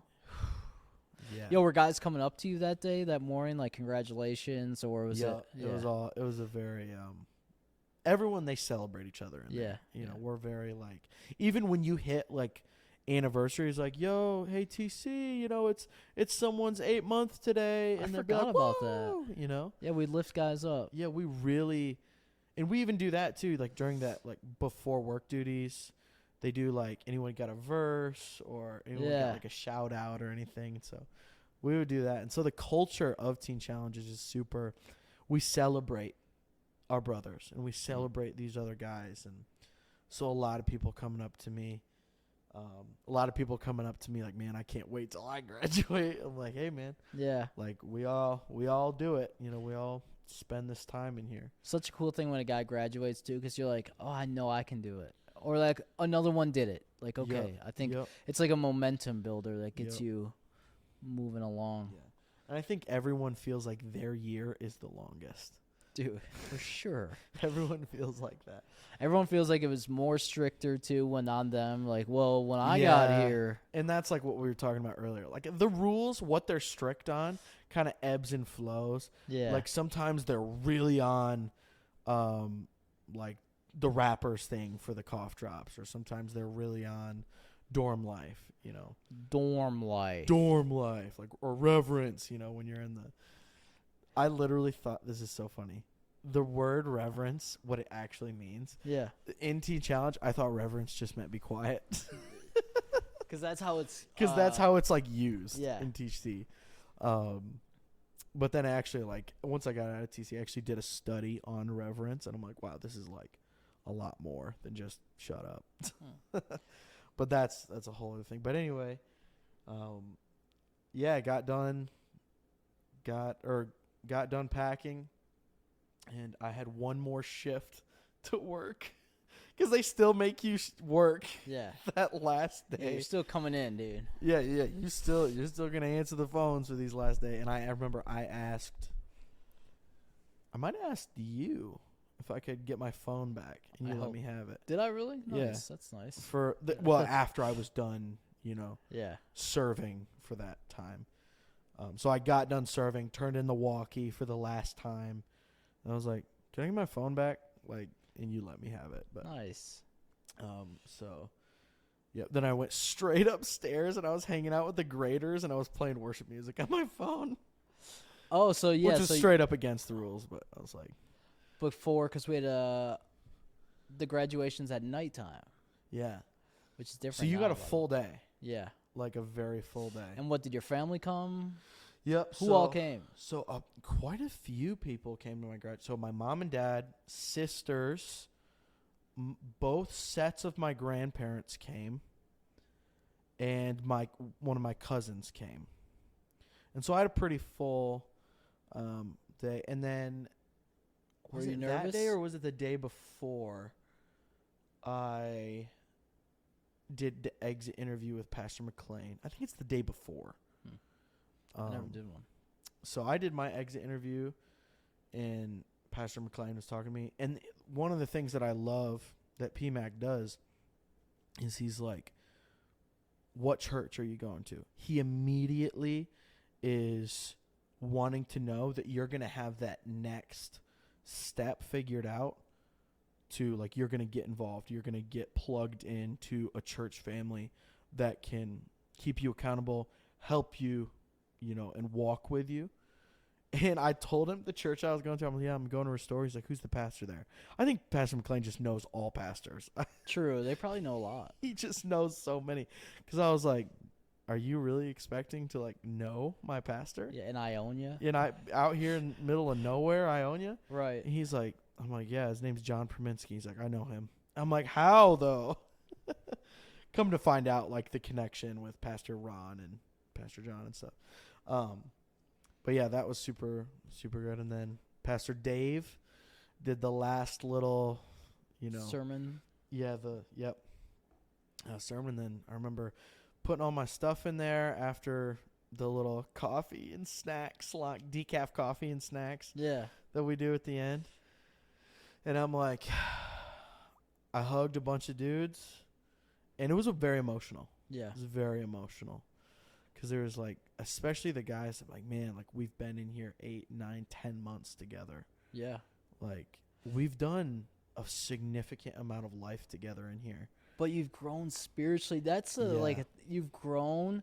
You've been vulnerable with guys that you've never would have before. Yeah. Like guys knew my struggles. Not only known my struggles, but like were actively praying for me for all these things.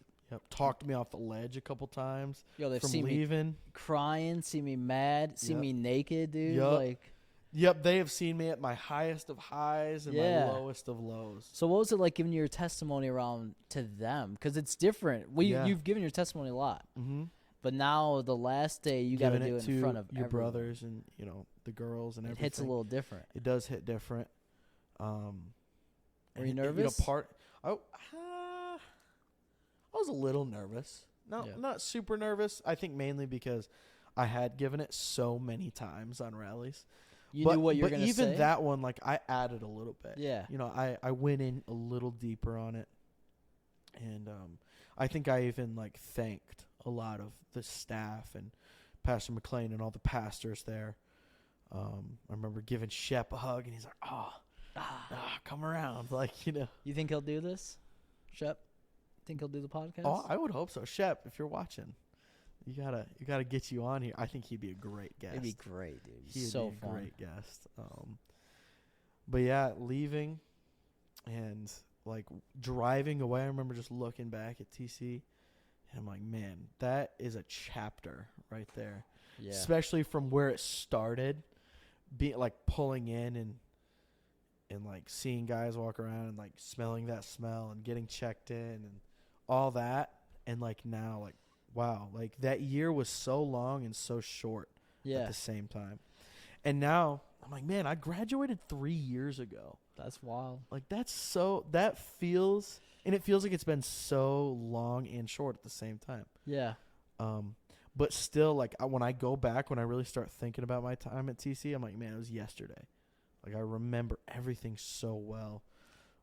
Do you remember when your family started coming around and being like, yo, he's actually changed, or we're just proud or something? Yeah, like I think it was around Memorial Day. It was like I'm like 3 months in, and right around there, like 2.5, 3 months is when my attitude towards Teen Challenge as like the long haul really started to change, where I was like, you're not calling home with your troubles anymore. Yeah.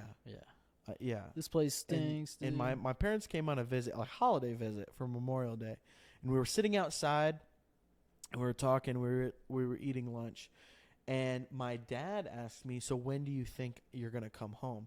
Because up until this point, I had just been saying like I'm gonna do a couple more months and then I'm gonna come home, and I think that to that point, like they would have been pretty like appeased by that. Yeah. And I was really like learning a lot and turning my life around a lot. And my dad was like, when do you think you're going to come home? And I was like, I think I'm going to just stick it out, unless, the Lord really says something. But I'm like, I'm just going to keep sticking it out. Yeah, that was music to his ears. That was like, what? And so, yeah. And then I think it was like around my 6-month anniversary. It was like the 8 hour of my 6 months. I was like, I'm going. I'm doing the whole thing. Yeah. I'm already halfway done, like, and it really just gets easier maybe it doesn't get easier, but there's a lot more to look forward to in the back half of the 6 months. Downhill's a lot easier than up. Yeah, you start getting to that downhill. Did you have any moments of I'm done, I'm leaving After that? Like, I know you made up the moments in your mind of I'm staying. Yeah. But there are always these like emotional Yeah. things of like, yo, Yeah. I'm out. And sometimes all it'll take is just like just a bad day, Yeah. something happens or you get in trouble, maybe it was unjustified. Just life, because life still happens in there. It does mirror life very well. And so something will happen, and I'm just like, I'm done, dude. I just want to go home. Yeah. And even like 8-9 months in, I'm still thinking, oh, man, I just want to go home. Yeah. And I'm tired of dealing with these fools. Dude, I remember laying in my bunk, listening to Maverick City, and they had that song, Wait on the Lord. That's what happens when you wait. Yeah. And I remember being so mad, like, dude, I do not want to wait anymore. Yeah. And a lot of times I'd skip that song because I knew that's what God. Your strength. And you're Dude, like, no, I don't so want my strength renewed. I want to go home. Yeah, it's like when you hear good advice and you can't. It's like, I don't want to hear that good advice. Like, don't tell me the good thing. Yeah. And like, I remember that song hitting me that way. Yeah. Did you have a Maverick City CD, or is this when you had your phone? Oh no, I had the CDs. You did? Yeah, but maybe it was. I didn't even learn. During my restoration, so that had already been out. And stuff.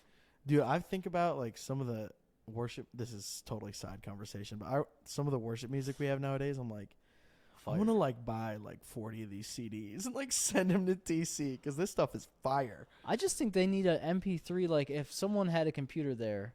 Yeah, so like this is another thing when I was talking about like TC kind of being able to move a little bit more into the 21st century. Yeah.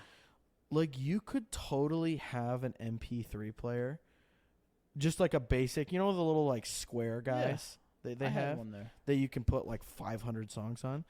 And you could just have someone there with a computer that could check what songs are on it. If you really just wanted to keep track of like, making sure they're not listening to anything like crazy. So that's very easy. It's a very easy thing to check, Yo, can I tell you a great memory I have of you there? Yeah, tell me. First of all, let me set the scene here. Yeah. I had been running and working out, and I felt so strong, like in the best shape. I'd been eating great. Yeah. And we were playing football. And there was like 25 guys out there or something. Everyone's playing, having and a we great take time. It way too seriously. You torched us for must have been 10 touch. There was one clear best player, and it was you. Dude, you were making these one-handed catches that I was like, I don't know how you're even doing this. Like, you intercepted the ball. Yeah. I just remember getting torched and being like, yo, Noah just killed us out here. And I had genuinely come out there like, I'm winning this game. Like, me and Alex were like, yo. We're going to win this Yeah, thing. we were feeling all good and stuff. And then just to get torched. And one of the things, too, about Teen Challenge is, like, you have time to, like, really, like, think about your health, too. Your physical health. Yeah. So, I was in good shape, got into really good shape at TC, and running around playing basketball all the time. Like I got my stamina up a lot, and Yeah. And I'm naturally just very competitive anyway, and kind of sneaky athletic is how a lot of people put it, dude. And so like, I remember Larry Baker always hyping me up. Dude. Yeah, like, you need to go. Larry Baker literally had me thinking about like going back to college and like trying to play football. I genuinely think you could have. I probably could have. Given that.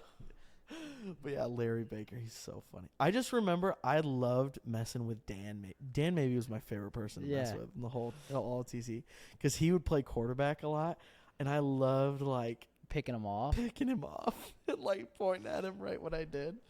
He's like, shut up. Dude, I remember when you were talking about getting healthy, like, I'd be drinking a diet soda, and there'd always be someone who's like, that's bad for you. Oh, who cares, like, dude? Just leave me alone. Didn't you tell me yesterday you shot up heroin with toilet water? Like, and now you're talking about Diet Pepsi is what's going to get me? Like, I think we'll be all right. Someone that's been in, like, this is like week 4. Yeah. They've been in, like, that's bad for you? It's like literally 6 weeks ago. Yeah. Yeah, I saw you, withdrawing. Yeah. And it's always cool this is another cool thing at TC. You see guys like get revitalized, like physically. Life comes to them. Like they come in and they're looking like ghosts. Oh yeah. And you get them in there, and like 2 months later, they've added 15 pounds. They got like color back in their face. Yeah. You know, their hair. You know, they're doing their hair. They're clean shaven. It's like, man, they feel good. There's like life in their eyes. Like that's amazing. Just being able to see that, and I think we took it for granted in there, but that is something that is like, it's seriously a miracle to see. There's nothing like seeing a life changed. I've never seen anything like it anywhere. Yeah. It's like a move that bus, you know, that RV in front of that Extreme Home Makeover. Yeah. It's that times a million. Whoa. Dude, I remember some guy telling me, he was like, hey, my daughter's coming this weekend. Yeah. And I was like, oh, cool, man. Good to see you. He was like, bro, you don't get it. I lost custody of my daughter. And her mom said I would never speak with her again. Wow. And God made a way, and she's coming this weekend. And I would just be like, what am I witnessing? Wow. But it'd be that, and then it'd also be like the guy next to you, like, farting while you're, you know, like, there's these two things that went hand in hand. Like, you're like this awesome life events, but you're also mad because dude's been snoring for 3 days. It's like a different dimension. Teen Challenge is a different Such dimension. a weird world to live in. But, dude, on that note, like, I just had the privilege of testifying at someone's court case about a few weeks ago. Yo. But I did not know this guy, but I was in there as an advocate for Teen Challenge. Yeah. And so this guy, You did this? Yeah. Whoa. And so, you know, I did that too. Dude, don't you love doing that? It was such a cool experience. Wasn't it Tell me cool about thing? yours. So how did it happen? I'm in there, and this guy, you know, he's messed up. You know, he's done a lot in his life, and he's kind of done the whole, like, tried the rehabs, tried the programs, all that. And so I remember even his lawyer was talking to me, and he's like, do you really think, like, your program is going to be any different? I'm like, yes, I do. Yeah. As a matter of fact, I don't think. You're gosh darn right. I told him, I'm like, there is not a place in the world I would recommend more than Western Michigan Teen Challenge. 100%. Like, if you want a life change. if you're really ready. True. If you're really ready to change your life, there's not a place I would rather send someone than WMTC. And I didn't know this guy at all. He was just, he was a couple in our church. It was their son-in-law. And so they came up to me and they asked me, they're like, would you go just testify on behalf of Teen Challenge as a program? And Pastor Josh Griffith was called in. So he was on Zoom there too. And you were there in person? And I was there in person. Yeah. Yeah. Griff in the back. Yes. And also another one, my pastor's brother, like I mentioned earlier, my pastor's older brother had also graduated TC, graduated in 98. What? Yes. And now he's an elder at our church now. So I think them just hearing, like, you know, he graduated in 98. He graduated 3 years ago. I'm a pastor. He's an elder. Like, we're upstanding members of the community. Not that we're, like, so amazing, but it just is a testimony that, like, they've really changed. Yeah. There's been legitimate change in their life. And I didn't hold back. You know, I was like, it's not about the program itself. It's what you get in the program, and what you get is a relationship with God. Yeah. Straight up. And the judge even said, like, really, if it wasn't for you guys, we wouldn't even be considering letting him go to this program. But because of what you guys have, you know, said about it, and you guys seem so sure that we're going to let him give this a try. He went? And so he had to finish out his year in county, and then he's going to get, his Which guideline. that happens. Yeah, which in his guidelines for what he was supposed to serve in, like, prison, he's supposed to go to prison for, like, 8 years. Dang. So to be able to go, like, finish out his year in county, go to TC, graduate, and then all he's got to do is spend one more year on probation, like, that is an opportunity of a lifetime. Heck yeah.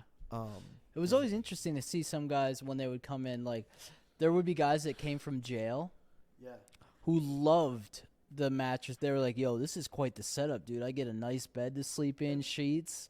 Then you'd have is it though? You'd have another guy there who's like, yo, this is terrible. What is this, like, rigged up, like, place that we're at? Yeah, I was one of those guys. I had my parents buy me a mattress, a foam topper, memory foam topper. Actually, I will say, the way I got my bed set up at TC was quite comfortable. It was nice after a while, though. It became You like got your really own used to it, space. and you got it just the way you liked it, like just the right pillow. Like, yeah. it actually became quite a comfy little twin mattress setup. Dude, that's legit. You had me thinking about, I guess, how I would describe Teen Challenge to kind of bring it full circle to, I was thinking it's a representation of the body of Christ is what it is. Yeah. And it's not like some program that, like, they have some hidden secret or, like, some niche corner of the market. Yep. This is people saying, we're going to believe what God said, and we're going to try to walk it out. And that's all Teen Challenge is, wrapped up in a building. And they're going to give you the proper accountability and support that you need to get yourself walking on 2 feet. Yeah. Because I think the local church does so much. The local church is so valuable. But there's some cases, with guys that have such extreme levels of issues got issues. Unless your local church has a serious program like this, that you're not going to be able to meet those needs. Just like, I know we couldn't with what we, the facilities we have, like we couldn't. 24-hour care. Yeah, we can't do 24-hour care with people. We have our office hours. You can come in and we can like counsel, but there's only a certain level of what we can do for you. But Teen Challenge gives that 24-hour care, that set program, and it's rigid, but it works.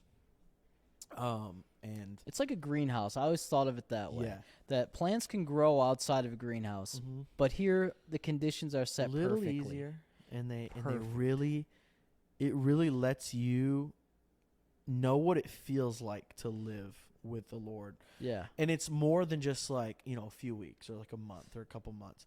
You get a solid year to really, because you grow over the course of a year. Everyone does every year.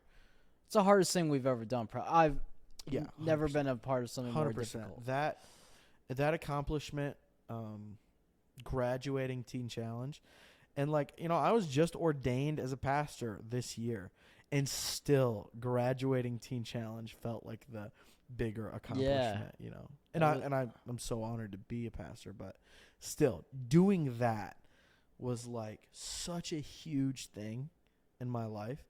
And even looking back on it now, like I have such a community of people that also graduated, and I have such a good base because they really provide that foundation. And I know, like, even if I ever needed help again, I know they'd be there. Yeah. And that's amazing. So Teen Challenge, like, I can't say enough about it. Like, do I like necessarily agree with every little thing that they do? No.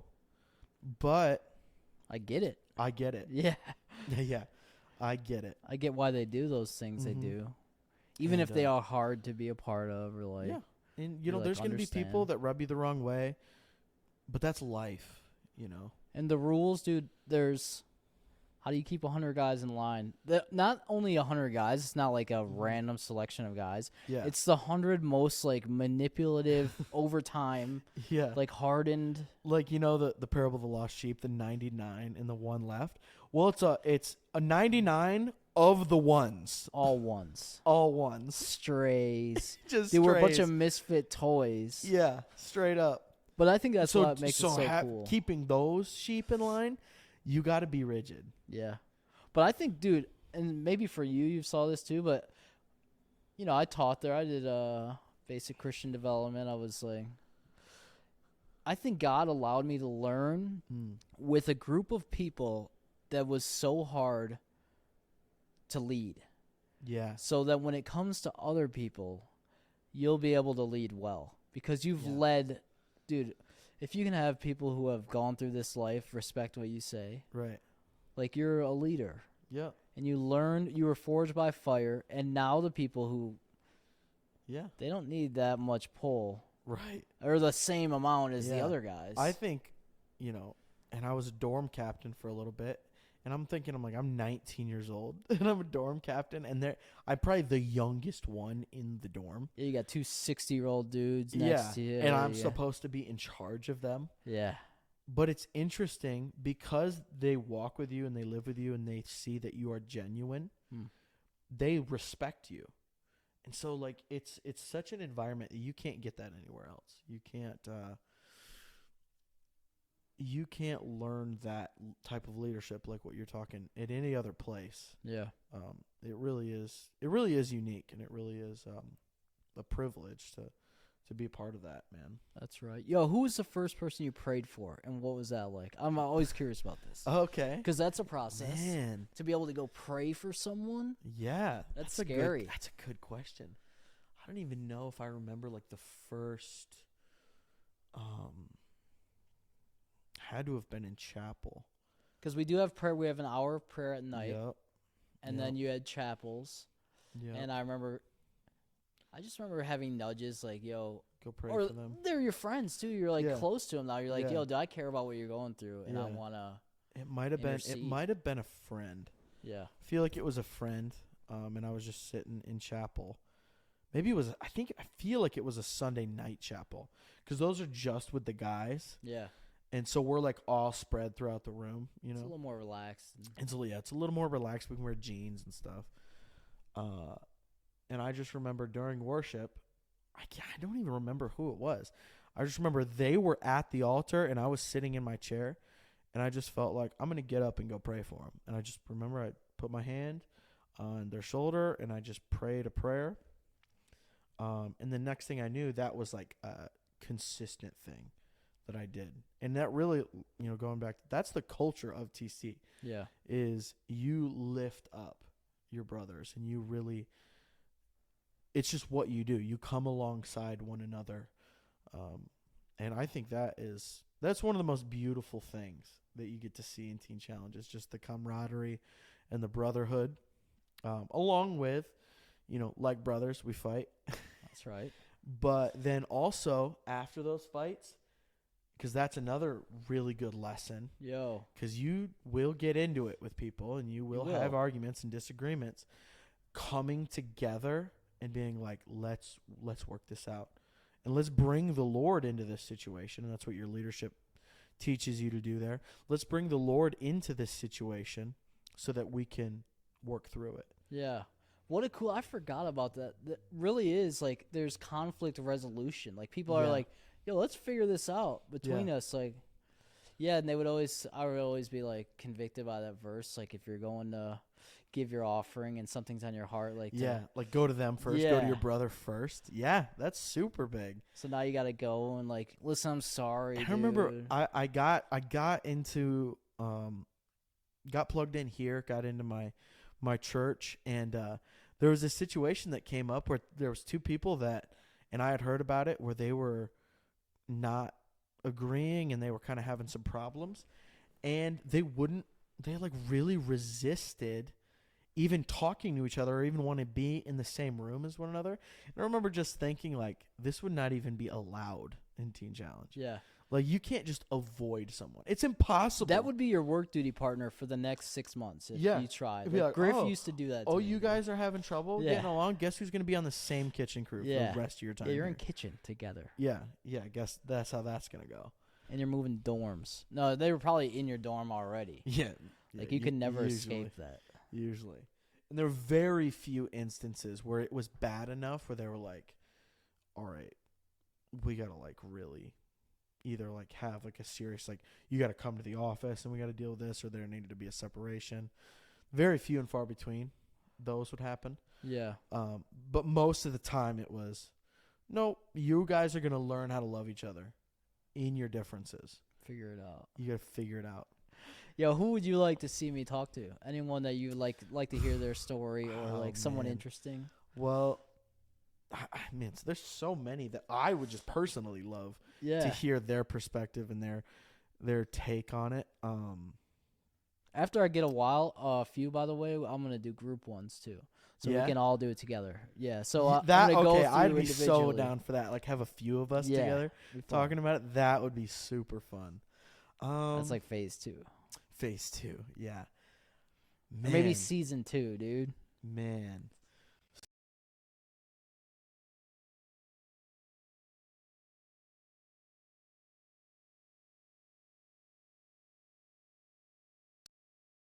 He's got a wife, he's starting a family, like that would be really interesting to hear it from him. But I know a lot of his story. I'm trying to think of someone. He's That- committed to the podcast, by the way. Oh, he is? Yep. Okay. He cool. said he would do it. I kind of figured. Who's another one that like I just would really love to You know who hear popped from? up? Joe Sleeper popped up today on Yo, my Facebook. yes, mine too. and I couldn't have been more because I was like, I forgot, and I can't wait to talk to this dude. Joe, you should ask him. Oh, I'm going to for sure. I think he lives in Indiana, Yeah. right? Which isn't that's not. I gotta hit. crazy. There's different states I'm going to, dude. I'm Yeah? gonna hit different states. Yeah, because Well, you're from Wisconsin. Wisconsin. I don't think there's any other graduate there, but Illinois. There's a bunch of Chicago, a bunch in Illinois, yeah. Indiana. Rick Larison. Indiana. Have you reached out to him at all? Not yet. No. Dude, I'd be interested to hear how he's doing. I haven't really heard Be great to have a on. ton from him, but I would be really I would even love to hear from like RJ or Yeah. something. I don't know what he's up to these days. He said he would do it. Yeah, did he? Yeah. Dude, I'd love to hear him just talk about, his time in Teen Challenge and even like as assistant men's director, that Yeah. Different that perspective. whole experience and 10 years he worked there. from a leadership perspective. I mean, I would even love to hear from some of the pastors that have been there Yeah. for a while. The Pastor Bill, Pastor Dave, Pastor Sam. I want Love to talk to to hear from Pastor them. Dave specifically and Pastor Bill probably, because there were things with me that I would like to hear, like how are you affected when some guy doesn't live up to this walk or falls and he's falling in front of you? Like how did you feel about that? And like, because mine. Yeah, how do you pastor specifically- that? Yeah, what do you do? How do you lead that? That's a really good point. Maybe Jamie too. I'm sure you got Jamie. Oh, lined he's up. going. Yeah. Oh yeah, Jamie, because he same type of thing as Christian. He's got a wife now, a Success. couple kids. Yeah. How do you deal with success now? Yeah, That's an issue we never thought would be a problem to have. right. How do you stay? How do you stay grounded through all that too? Yeah. That's You know who Casey Baker? I can't wait. I want other people to Casey, for hear his sure. story. Like Yeah. I just know so. he's out in Iowa, right? Yeah, dude, he Yeah. went skydiving after Teen Challenge, and broke his spinal cord. Like broke his back. No. His guy landed on him, folded him in half. Can you imagine getting out of a life that he got out of, which was like directly connected with like neo-Nazi meth dealers? Yeah. And you make it through. God saves your life. You hurt yourself skydiving.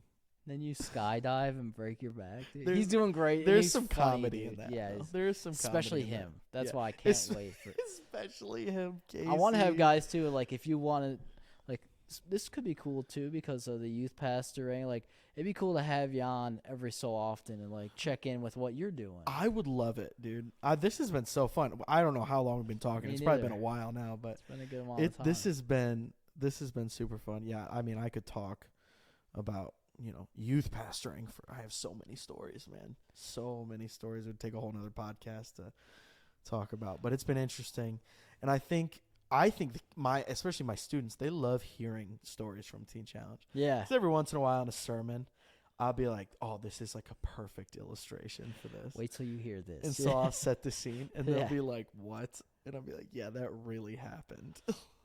What do you think is your best Teen Challenge memory? My favorite Teen Challenge memory? Man, there's so many good ones. Like, one that comes to mind right away is like right in the peak of summer, and we had like the fire going out back, and then we were playing volleyball And I think it was like me, you, and there was a few others. We were like chilling on the side watching, Yeah. and we were like commentating. But I remember we were and it was so funny.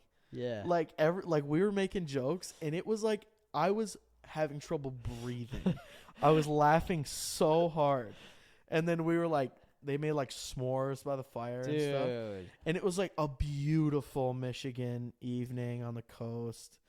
And it was like living right too, living right with right. God. Yeah, and you have no like, your conscience is clean, dude. yeah, and you're having so much fun, and you're laughing with your boys. boys, and it's like I just remember there was so much joy, and like I remember, I went in, we took a shower after because we're all filthy, and just like laying in bed that night, and was like, man, that was a good day.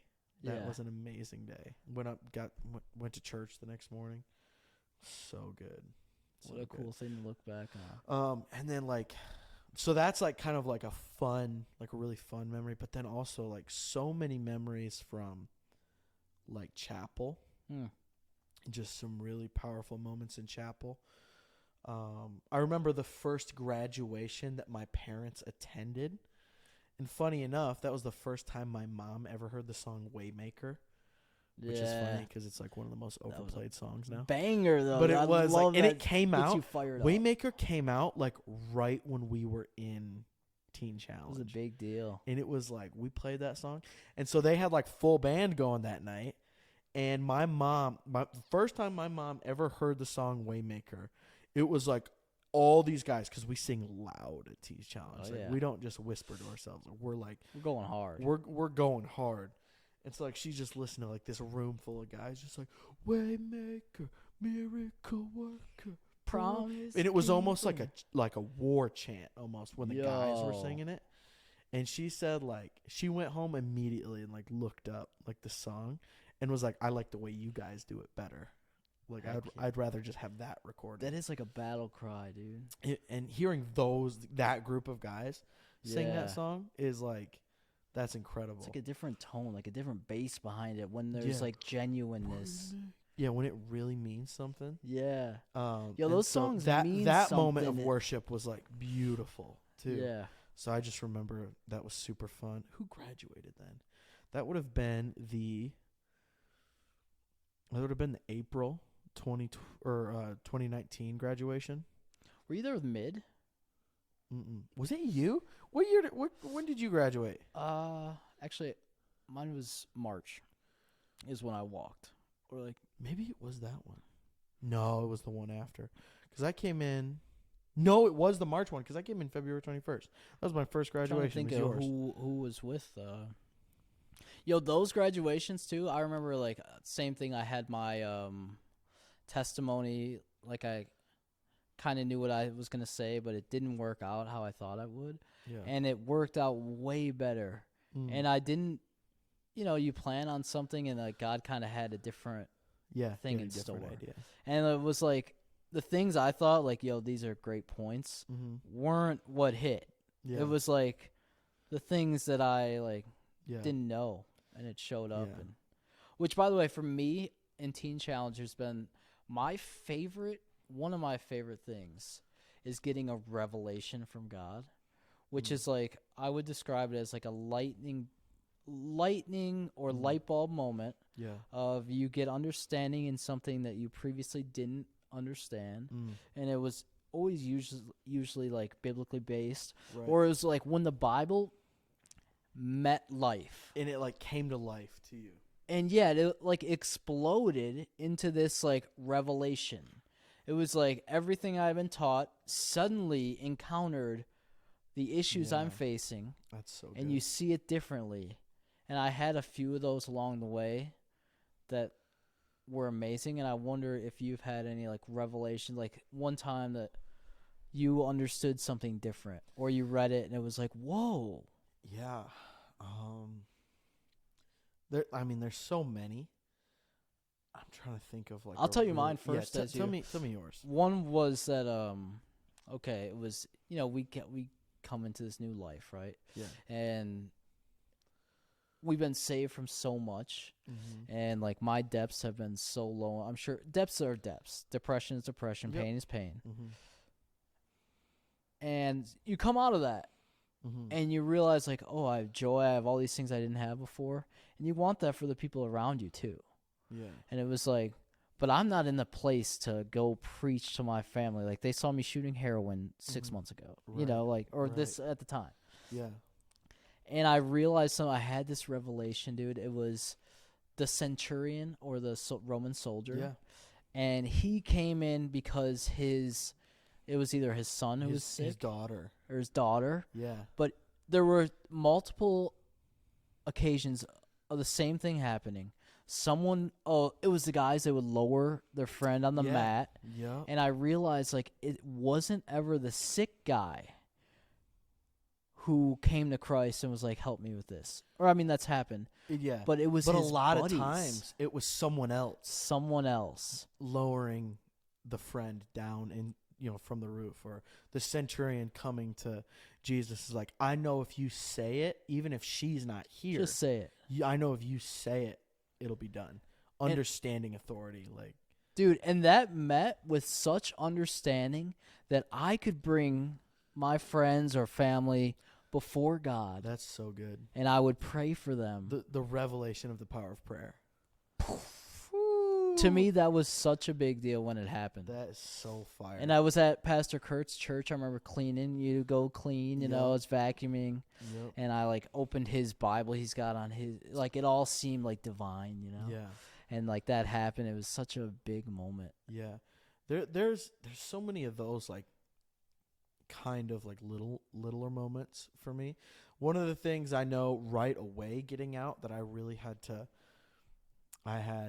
experience in reality was, in everything that you do it heartily as unto the Lord. A verse that we memorize and we think about a lot, but getting back into just the regular workforce and just doing a job, and now having a different attitude on it, like, I'm gonna do this just like Jesus himself was my boss. And even if it's not something I want to do, I'm still going to do it with diligence. I'm going to do it with excellence. And so that was something I remember pretty immediately after. Because that's an graduating. everyday thing. Because that is just an everyday thing. Yeah. And then hearing that somebody notices that, and how that will open up a door to talk about that revelation to somebody else. And like, man, like, it's because of Jesus. Like, this isn't just of my own ability. This is because I'm working I'm working for the Lord. Yeah. And that's that was a really big revelation for me as well. Dude, that's legit. When I think of my future and literally everything, all this, like, it's so ordained or, like, divine, because I know none of it was mine. Yeah. That's how I know that I'm, like, in this, like, I'm in a passenger seat. Like 5 years ago, would you ever think, like, yeah, I'm going to, like, start a podcast Heck no. talking about Maybe I had a the Lord? dream, Yeah. but I would never do it because I never thought I had something to say, worth saying. Yeah. And then God showed me, like, yo, not only am I testifying by just doing this, but it's about your story too. Yes. And, like, that's the coolest part is, like, I get to somehow be a part and hear how God changed your life, dude. Yeah. And it's all, God's story. How that is all woven together. And all of our stories are just part of this beautiful canvas that the Lord is painting. And it's like totally, it's all testifying to, like, he can use even the most broken of things to make something so beautiful. Yeah. And I just want to hear about so many of the other people that, whether they graduated TC or not, but are, like, still, the Lord is a prominent part of their life and they're still living for him, and just hearing how he's changed their lives, and now they are influencing their own surroundings on his behalf. Like, I'm so excited to hear those stories. You know, That's so good, dude. yeah, I'm really pumped for that. Hey, thank you for doing this. Who's My Neighbor is the name of the podcast. Who's my neighbor? Who's My Neighbor, which I love Jesus it. said, Love your about the neighbor Good as yourself. Samaritan and stuff. Yep. You are Noah Kappen. Yeah. No. I'm Capping. excited for my family. This has been a cool thing too. Like, part of this whole journey has been an introduction of like my life and my past, or like Yeah. my families. I want them to meet, and Mhm. you're a part of like this new family that I was Wow. adopted by, Wow. and I want to introduce my other family to Yeah. you guys, That and is that's so part of good. this journey. And Man. it's cool because you guys all have amazing stories and stuff. So, yo, thanks for doing It's this. been a pleasure and an honor, Lauren. Thank you so much. Oh, I did want to do that too. I did want to honor you. Thank you for saying that, because it's a tool that I get to use and Yeah. something I'm gonna take advantage of. Yeah. So it's been awesome, dude, to watch like your growth, and Thank just you, to man. know that like, yo, I remember being on custodial with you in the Yes. multi-room, dude. You were mopping Yes. the floor, Yep. and we're both like going through this crazy thing. Yep. And now to see, dude, we're in your church upstairs where you teach the youth, and like it's come full circle, I never would have. dude. And like I was telling that story earlier about my mom getting that text message that I went to jail, and she was sitting in that sanctuary over there. And a little over 3 years later, I get ordained as a pastor in that same sanctuary. place. That was a trip. Yo, how cool! Dude, in this journey, God showed me like He's brought up people or things. He's like, I'm gonna give you healing from this. I'm gonna give you healing from this. Yes. I'm gonna show like. So you get healing from all that stuff, dude. Yeah. And like I like that there's purpose behind the stuff we went through. It wasn't for none. And it was not of our own design. That's right, dude.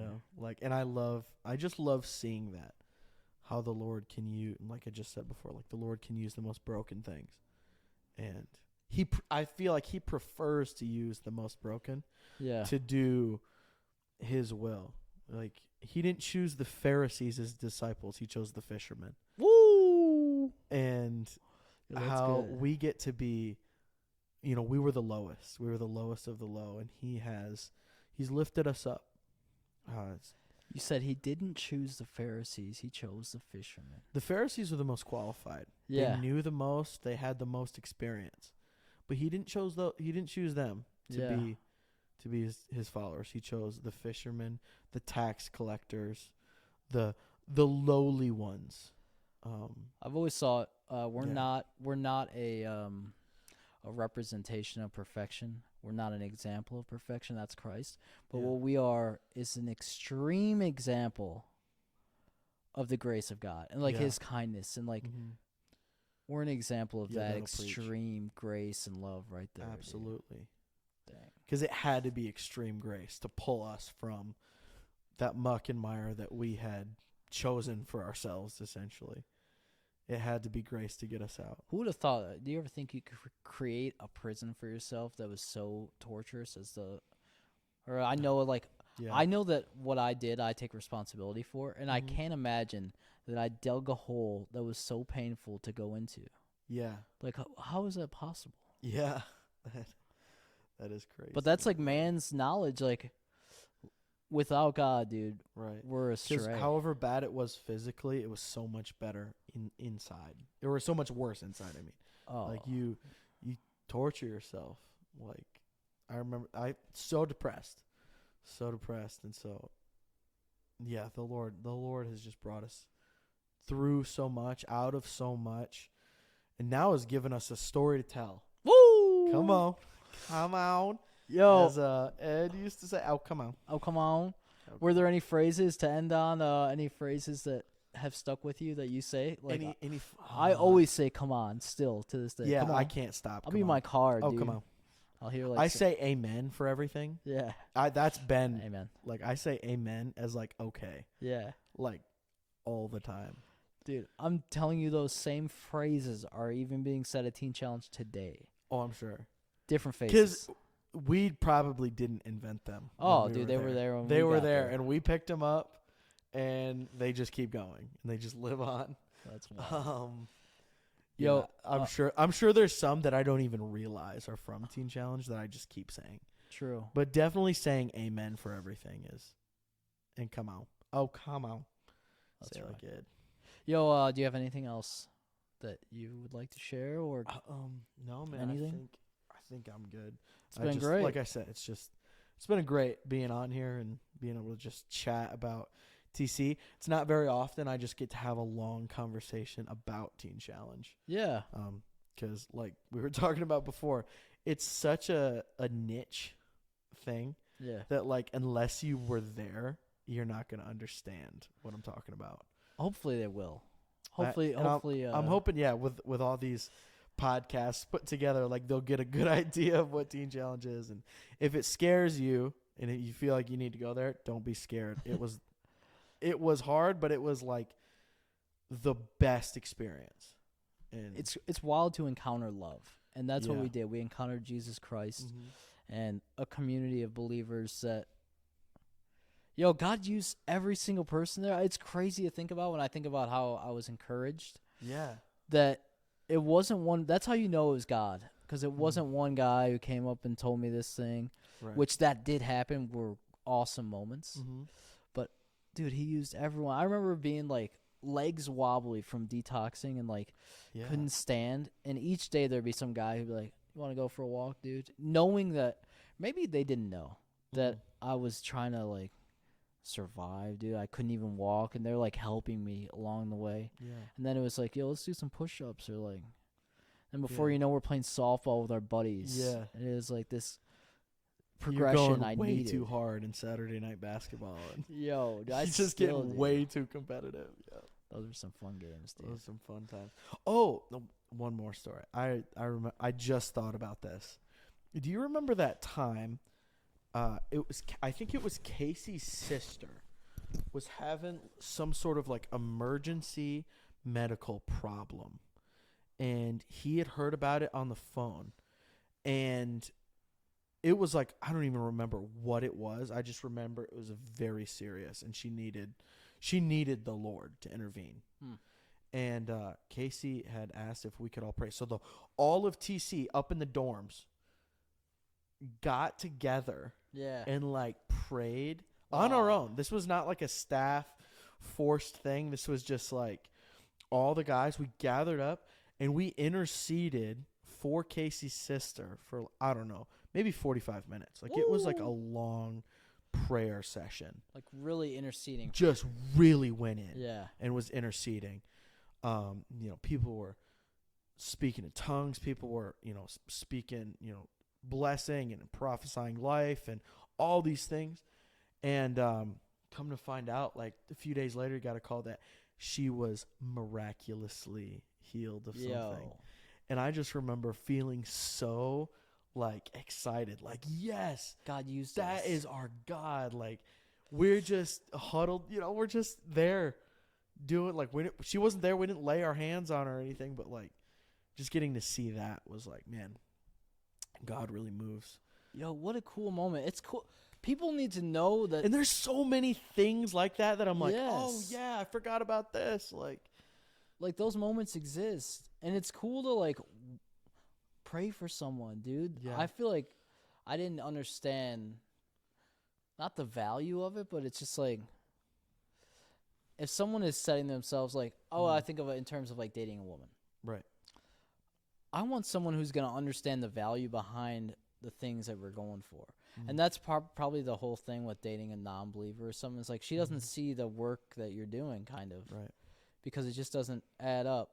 But what I'm saying is cool things exist. Praying for people, dude. Absolutely. Like celebrating together, Yeah, honoring people, lifting people up, encouraging. Like, so good. Yo, that stuff exists. Yeah. They're fun to be a part of. It's way more fun to encourage someone than it is to downgrade them or like put them down. Yes. Like I'd recommend trying that. Like let's as a nation or culture or city or whatever, like I just want to see us parallel with the things of God because I know then we thrive. And just being able to, we saw that we saw that culture clear as day in TC, and that's one of the biggest takeaways actually, I think, is it like works. Just getting to see what a group of people that like legitimately want to see the Lord move and are hungry for him, and just what that does, that camaraderie and that common bond of like, we're going after the Lord. Yeah. Seeing that and being a part of that is like, man, there's nothing like it. You know, the cool part about that you just made me think of is none of those guys intended to do that before they were doing it. Mm-mm. So it wasn't like a thing that were like I'm not trying to sell this thing. Like, Right. it wasn't even sold to me. No. It was like, yo, you're drowning and I'm saving you, and now I'm going Yeah. to show you how much better it is. Yeah. Like, this isn't a thing that needs to be sold. Like, it's a bet, literally hands down, Yeah. the word of God. No one was persuaded or like coerced into it. Never. It was all You just. can leave at any moment. Yeah.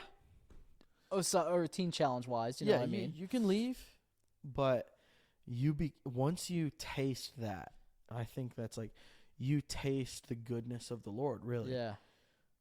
You don't want anything else. I And maybe you don't have the language for it at first. When you're first there, you don't know what it is.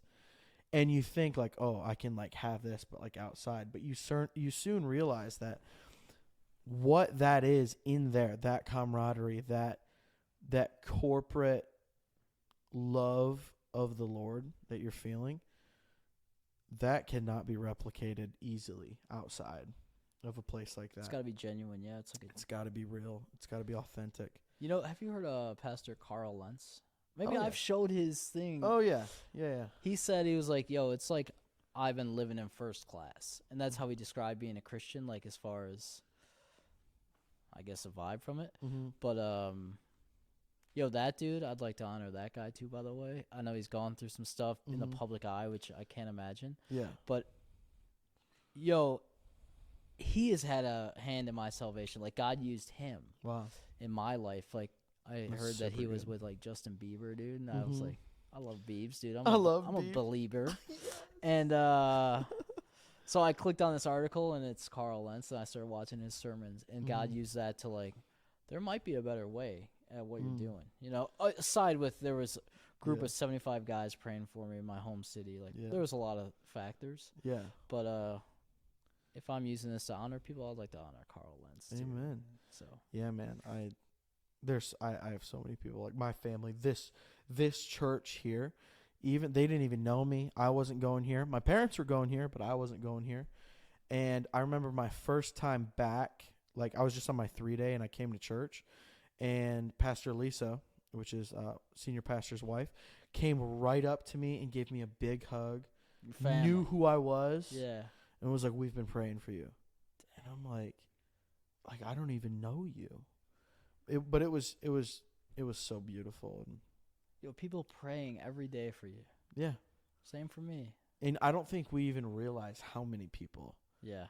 like were praying for us, how many people were doing warfare in the spirit on our behalf. Yeah. And they I know that the Lord will reward them in heaven. I think there's a lot of intercessors that go unnoticed and they go unpraised here on earth, but the Lord has got special things waiting for them. And I know I'm a testament of a lot of intercessors, a lot of people. Actually, my parents, on their wall in the living room, they have a big picture of themselves being prayed over by a bunch of people. And Whoa, that's cool. they had a gathering, like a small group gathering, all to intercede on my behalf when I was in Teen Challenge. And I had no idea. That's legit. And I had saw that picture like when I got back from Teen Challenge, didn't realize what it was. And it was just like a couple of years ago. I'm like, what is this picture? And my mom was like, They're praying for you. Like, we were praying for you when you were Whoa. in Teen Challenge. And there was a bunch of people in that picture. Yeah. And I'm like, some that I didn't even recognize. And I still have never met. But I'm like, man. You know what you're sharing, or it's coming to my attention what I need and what we need. Do we need interceders? We need people, especially for this podcast too. Yeah. And people who would commit to praying for the podcast all the time. And that, that God would just multiply this message. Not that like this podcast or anything be like a big It's not about deal. being famous. No, I want to be the hands of God, dude, and I Yeah. want to be able to. I want to be the guy who can encourage someone by his actions, like Pastor So good. McLean pulling me on stage. Dude, I want some act that like isn't a big deal to mean a lot, Yeah. and like I know Right. that. I know everything starts with prayer, and I would just ask if there were people Dude, who could commit. I will continue to intercede That'd be for this legit, podcast, dude. man. Absolutely. I just know I'll just prophesy it right now, just over this ministry, that this would hit people's ears, and the Holy Spirit would move on them right as this hits their ears, and in these podcasts that are coming in the future, and it will arrest their hearts with the love of Jesus.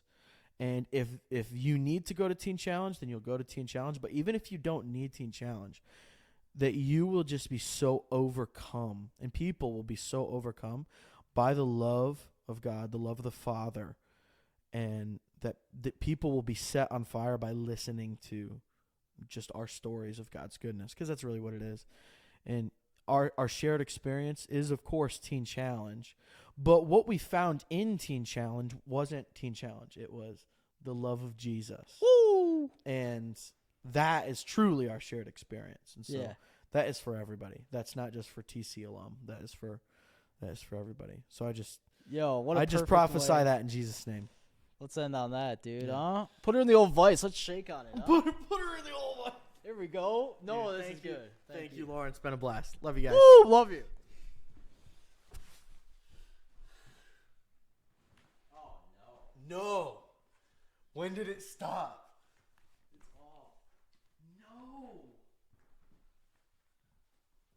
Dang, son. How long has it been off? How much do you have? Why would that stop? I don't know. Oh, maybe just when I pressed it. How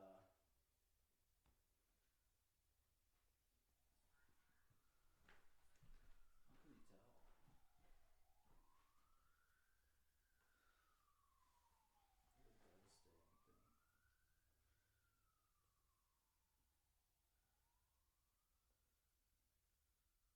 How long was If I just had pictures of me on here, like naked. I don't know. How can you tell? How long is that clip? How long did it go for? It says 1 o'clock. That's when we started.